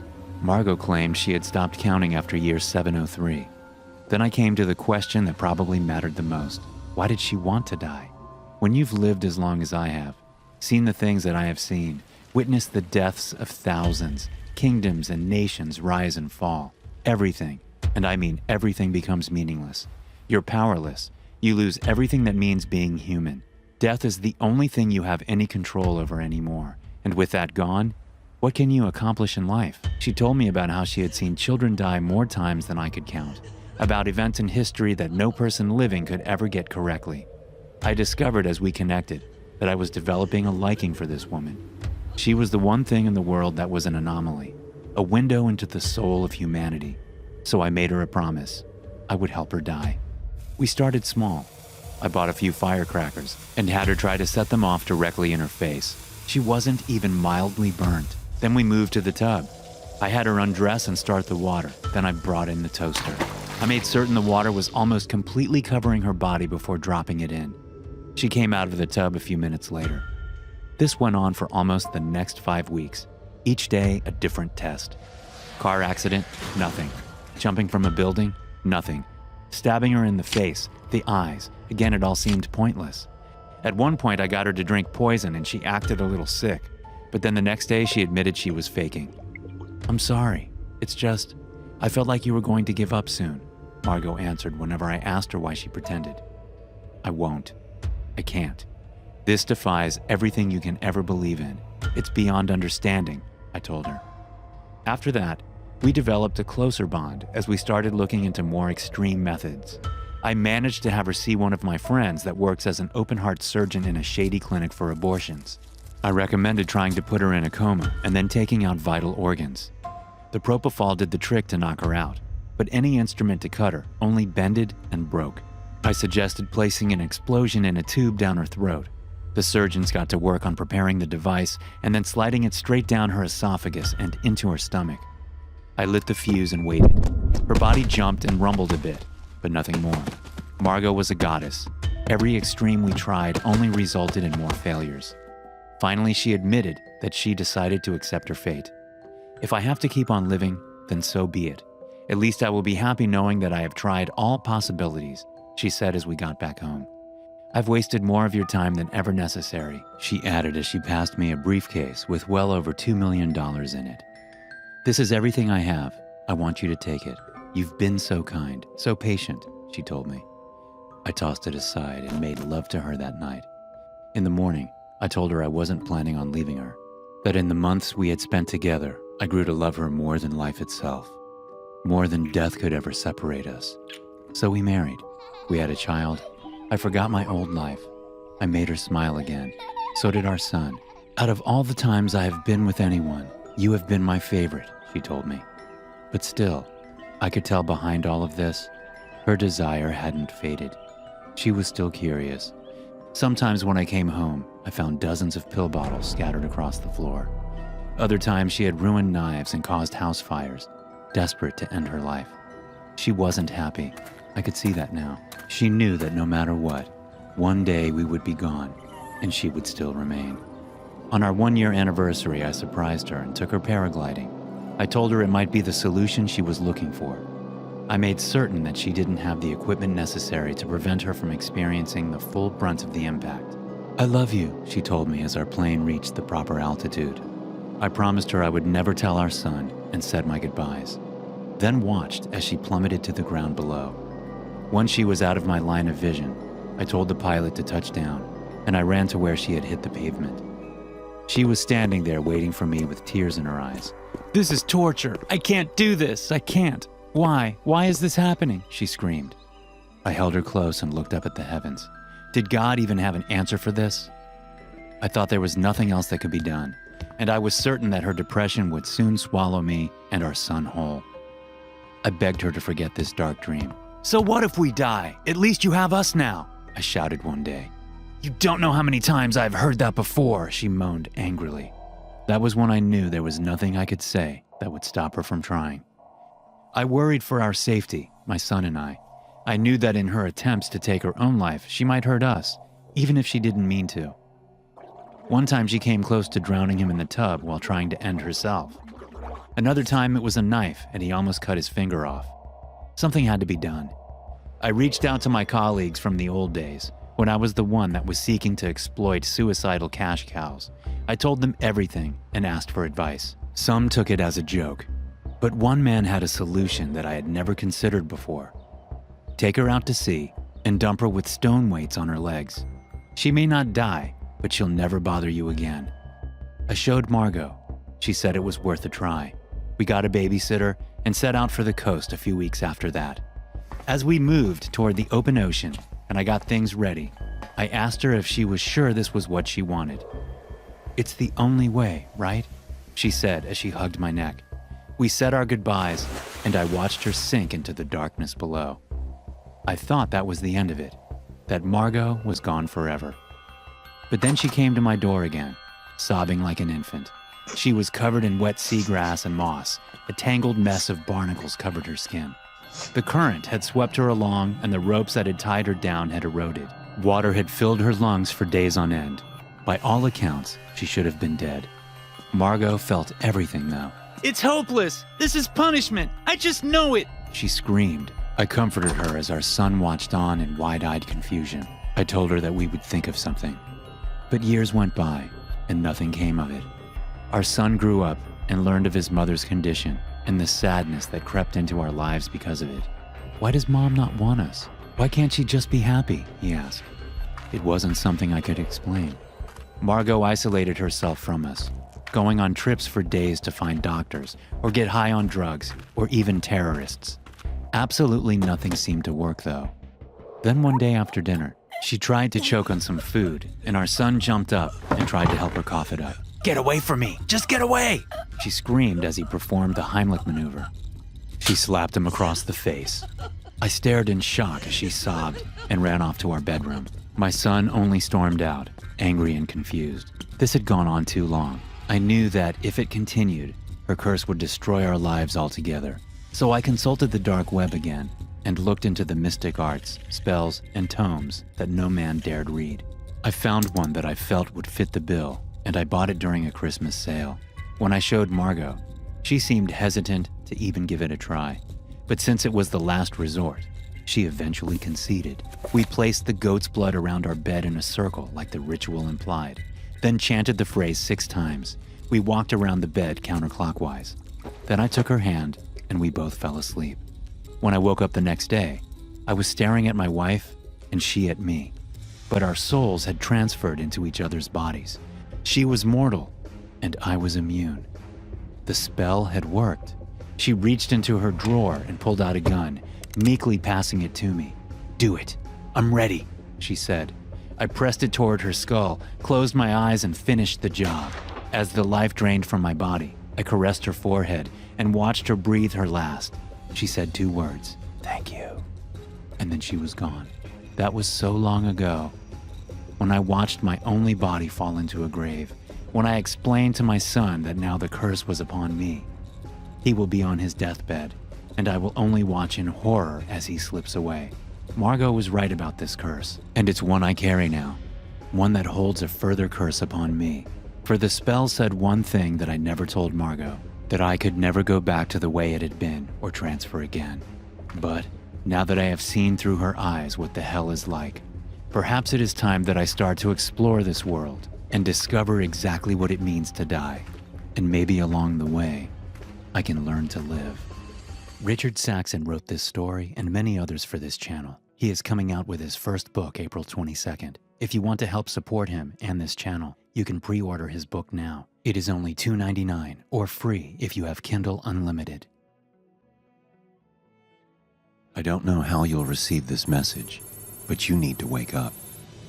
Those were the words I found plastered on my television screen. I was mere moments from drifting off to sleep. My wife lay peacefully in my lap. She'd already fallen into a peaceful slumber as we watched an old gangster movie that had dragged on for a bit too long. Still, the words alone were enough to jolt me back to attention. They just lingered there on a plain black screen. After a few seconds of staring, the text changed. "Please, wake up," the screen said. It was just past midnight, which was an issue all on its own, as I had work in the morning. But on the other hand, I wasn't entirely convinced I hadn't fallen asleep. It might just have been an odd dream. But then the text changed again. "Wake up, Devin Larson." That wasn't my name, nor was it the name of anyone I knew. It was just a random bunch of letters thrown at my screen, interrupting my leisure time.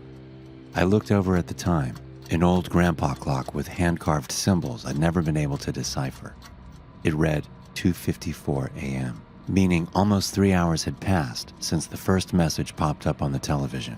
Yet to me, only a single moment had gone by. By then, panic had started to rise within my body. I gently shook my wife, trying to wake her up. "Mary, please look at this," I almost begged. She let out a quiet groan of resistance, but didn't wake up. As I stared at her peacefully lying there, my mind started to drift back to our first date. We'd met on the pier at the beach. Her hat had blown into the water, and in a futile attempt at impressing her, I dove in after it. On my way back, I slipped on the rocks, and she laughed as I tried to get back up. She thanked me, and we had an ice cream cone together. It was a perfect day, almost unreal. Why that thought intruded my distressed mind, I didn't know. In a way, it felt as if my mind was trying to repress what I'd just seen. Then I heard the sounds of men talking, which snapped my attention back to the television, which was playing a documentary of sorts. I could just barely pay attention to what the men were talking about. 100,000 people in a world full of lies, all trying to find their way out, the voice said. Had it all just been a dream? Had my tired mind partially drifted off to sleep, causing me to hallucinate? Whatever the case, I decided it was time for bed. No sooner had the thought struck my mind before I found myself halfway up the stairs, walking towards my bedroom. I glanced down at my watch. It read 3:42 a.m. Another hour had passed in the blink of an eye. "Lars, what are you doing up?" I heard Mary say from the top of the stairs. What happened?" I asked. "I don't know. I just woke up and you weren't there. Are you okay?" she asked. "I'm not sure," I said as I shook my head to wake up. The words froze in my throat, because as I looked up again, my wife was gone.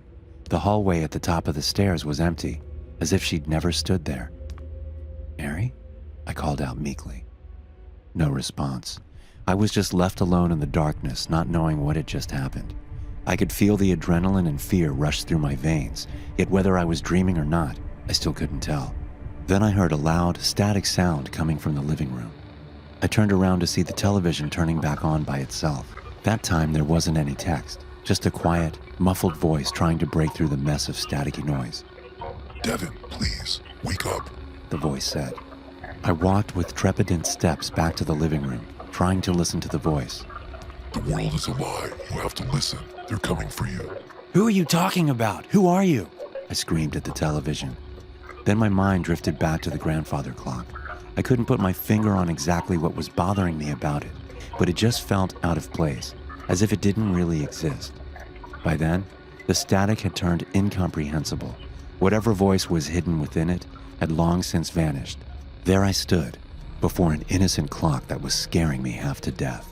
Thinking back, I couldn't explain where it had come from, whether it had been in the house as we moved in, or if it belonged to my wife. It had just been an ever-present object, never letting anyone pay too close attention to it. I brushed my hand against it, feeling its oddly smooth, unnatural surface. While it had looked like wood, the feel of it told an entirely different story. As I reached the face of the clock itself, I felt a shock urge through my body. Within a second, I'd been slammed towards the ground, my body freezing in place as the world vanished around me.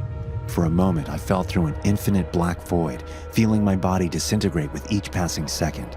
No sooner had every atom of my being been stripped from my own flesh before I was shocked back to life. My eyes shot open, but the world ahead was nothing but a blurry mess. I was lying in some kind of fluid, I realized that much, but somehow I was still breathing. I tried to move around, but my body was too weak to form effective movement. I just kind of floated in the solution, confused and afraid. Then I noticed a tube dug into my throat. It pumped air into my lungs and sucked it back out. It was a sort of life support system, making sure I didn't suffocate or drown. I tried to scream, but how could I with a piece of plastic shoved inside me? I reached out my hand, touching a glass container that was keeping me trapped inside the fluid. A hand slammed against the glass on the other side, accompanied by a voice. "Devin!" It screamed, before the world around me faded to black once more. "Lars, wake up!" I heard Mary call out as I slowly faded back to the world I knew. She'd called my name, but it felt all too unfamiliar, almost wrong. "What happened?" I asked. "I just found you lying on the floor. Are you okay?" The images I'd seen were still stuck in my mind, as were the cryptic messages I'd heard. The world is a lie. Kept repeating inside my head. I then stared up at my perfect, concerned wife. I knew that she wasn't real, nor were any of the experiences we'd had together. My false image of reality had been shattered, and I finally realized that I needed to wake up, that I had a real life to get back to. That's why I'm here now, telling this story. I figured out that among the 7 billion people on the planet, only approximately 100,000 of us are real.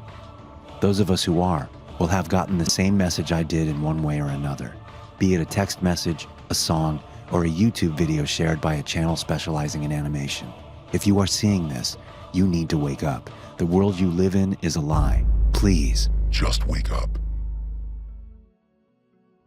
In my town, you don't look out of your window at night. Ever since I was a toddler, my parents would always tell me, "Don't look out the window at night." I always asked them why, but they shrugged it off with a smile and a simple, "because." As I got older, I stopped questioning it and did what they said.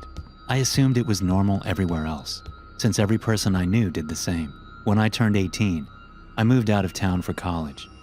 It was during Christmas break of my second year when I found out the reason behind the town's strange tradition. The first night at my parents' house, I remember them telling me not to look out the window. I gave a smile and a small chuckle before telling them I wouldn't. However, curiosity struck me the moment they left the room. At college, other people looked out their windows at night without a care in the world. I didn't know what the big deal was. As I lay in the dark, I came to a decision. I would look out the window. It wasn't that big of a deal. Just as my hand came to the sheer white curtain of the guest room, I paused. My mind flashed to that one time when I was 12. My parents were talking in the kitchen. I was home with the flu and was about to make my way to the sink for some water, but I stopped at the doorway. I hid behind the wall, peeking my head out from the doorway just an inch. My mother was crying, and my father was holding her and rocking. "That poor little girl. I feel horrible for her family," whispered my mother. My father just nodded and continued holding her. I went back to my room after that. Several hours later, my dad came up to my room with several 2x4s and boarded up my windows. "What are you doing that for, Dad?" I asked him. "Oh, it's nothing. Just safety reasons," he replied. I learned at school the next day that a little girl, a classmate's sister, was found dead the previous morning, the window broken and curtains torn. My hand drew back from the curtain. I shook my head, cursing myself for being so weird. What was the worst that could happen? It was just a window. It couldn't hurt me. As I reached my hand out again, my instinct was telling, no, shouting at me to stop. My gut twisted as I reached nearer and nearer. Just as I touched the curtain, a painful howl came from the forest surrounding the house. I flinched back, deciding just to lay down and try to get some sleep. I forgot how hard it was to get sleep in my hometown. Every night, coyotes howled for hours, everywhere in town. The next night, I woke up in a cold sweat. I glanced over at the alarm clock next to my bed. It was midnight. I groaned and sat up in bed. A low growling sounded from outside of my bedroom window. I thought back to last night and decided that I had made up my mind about looking out. I thrusted my arm towards the curtain and pulled back hard, almost ripping it away from the rod. I flattened myself against the wall next to the bed for a moment before I put one eye in front of the window. I immediately regretted my decision as I heard claws clacking up the house. I flung myself out of bed, tumbling on the floor. I stood up and got back up on the bed. I stuck my face closer to the window as the clacking got closer and closer. It suddenly stopped for a second before the most horrible creature popped up from outside, emitting a horrible shriek as it did so. I can never forget its face, the way the hollow eyes oozed some kind of black substance like tar, and the way its lips were pulled back into a gruesome grin, the teeth blood-stained and razor-sharp. It looked like it had 4 limbs, its front 2 slamming on the glass and pounding. As I was frozen in front of the window in terror, my parents burst into the room. My father held a shotgun. He marched up to my bed and yanked me away from the window. He pointed his shotgun at the creature, shooting a bullet at it. The thing scrambled away, leaving the window almost completely shattered. "Damn it, son, it was a simple task. Just don't look out the window. How hard is that?" my dad shouted at me. I wasn't processing his words. I was sitting on the floor, arms and legs splayed everywhere in utter shock. What the hell had I just seen? My mother ran to the bedroom door. She had tears in her eyes. "Is everyone all right?" she asked. "Yeah, we're fine. We still gotta get that creepy fucking monster, though. Nathan, get up. We got some work to do," my dad said. I got up as soon as I could. My dad thrust the shotgun into my arms and marched downstairs. He opened the basement door and descended, coming back with a machete and some kind of spray bottle. He sprayed the liquid onto the machete before walking to the front door and wait. "Dad, what are you doing?" I asked, confused. I was just traumatized. And now my dad is waiting at the door, machete in hand like he was about to kill someone. Instead of a response, my dad just hushed me. The house was quiet for several seconds before a loud banging and howling came at the front door. We heard a rip, and we knew the screen door was no more. The wood of the interior door started to splinter, and I took a few steps backward. My dad glared at me. "Nathan, now is not the time for this. Point the goddamn gun and get ready to shoot." I aimed the gun at the door, trying to find the spot where the howling was coming from. The door was strong, but it wasn't indestructible. The creature burst through the door, and I pulled the trigger in a moment of terrified panic. My dad knelt down and brought his machete down on the abomination's head. The howling ceased, and my mom rushed forward with a tarp to cover the spot where the door was destroyed. "Honey, are you okay?" my mom asked for the second time that night. She came up to me and kissed my cheeks, as if to make sure I was still there. She went over to my dad and did the same. "We're okay, Martha, both of you. Get in the basement. I gotta clean this up." "Basement? Why the basement?" I asked. Everything was going by at the speed of light, and I couldn't help but question everything that was happening in the moment. "Let's just get in the basement. Your father needs to clean up," my mom said, grabbing my arm and pulling me to the basement. We sat on the couch down there for what seemed like hours before my dad came in and put the machete up. He sat on the chair in front of us with an exhausted sigh. The 3 of us sat in silence for a few minutes. In that time span, my brain was able to come up with a coherent sentence. "Dad, what was that thing?" He just looked up at me, eyes dark, and said, "Where do you think that howling came from?" Thanks for watching, and don't forget to check out the Dr. No Sleep podcast available on Spotify, Apple Podcasts, and many more. There you will find a plethora of bone-chilling horror stories to listen to. Also, be sure to subscribe and turn notifications on to stay tuned for new videos.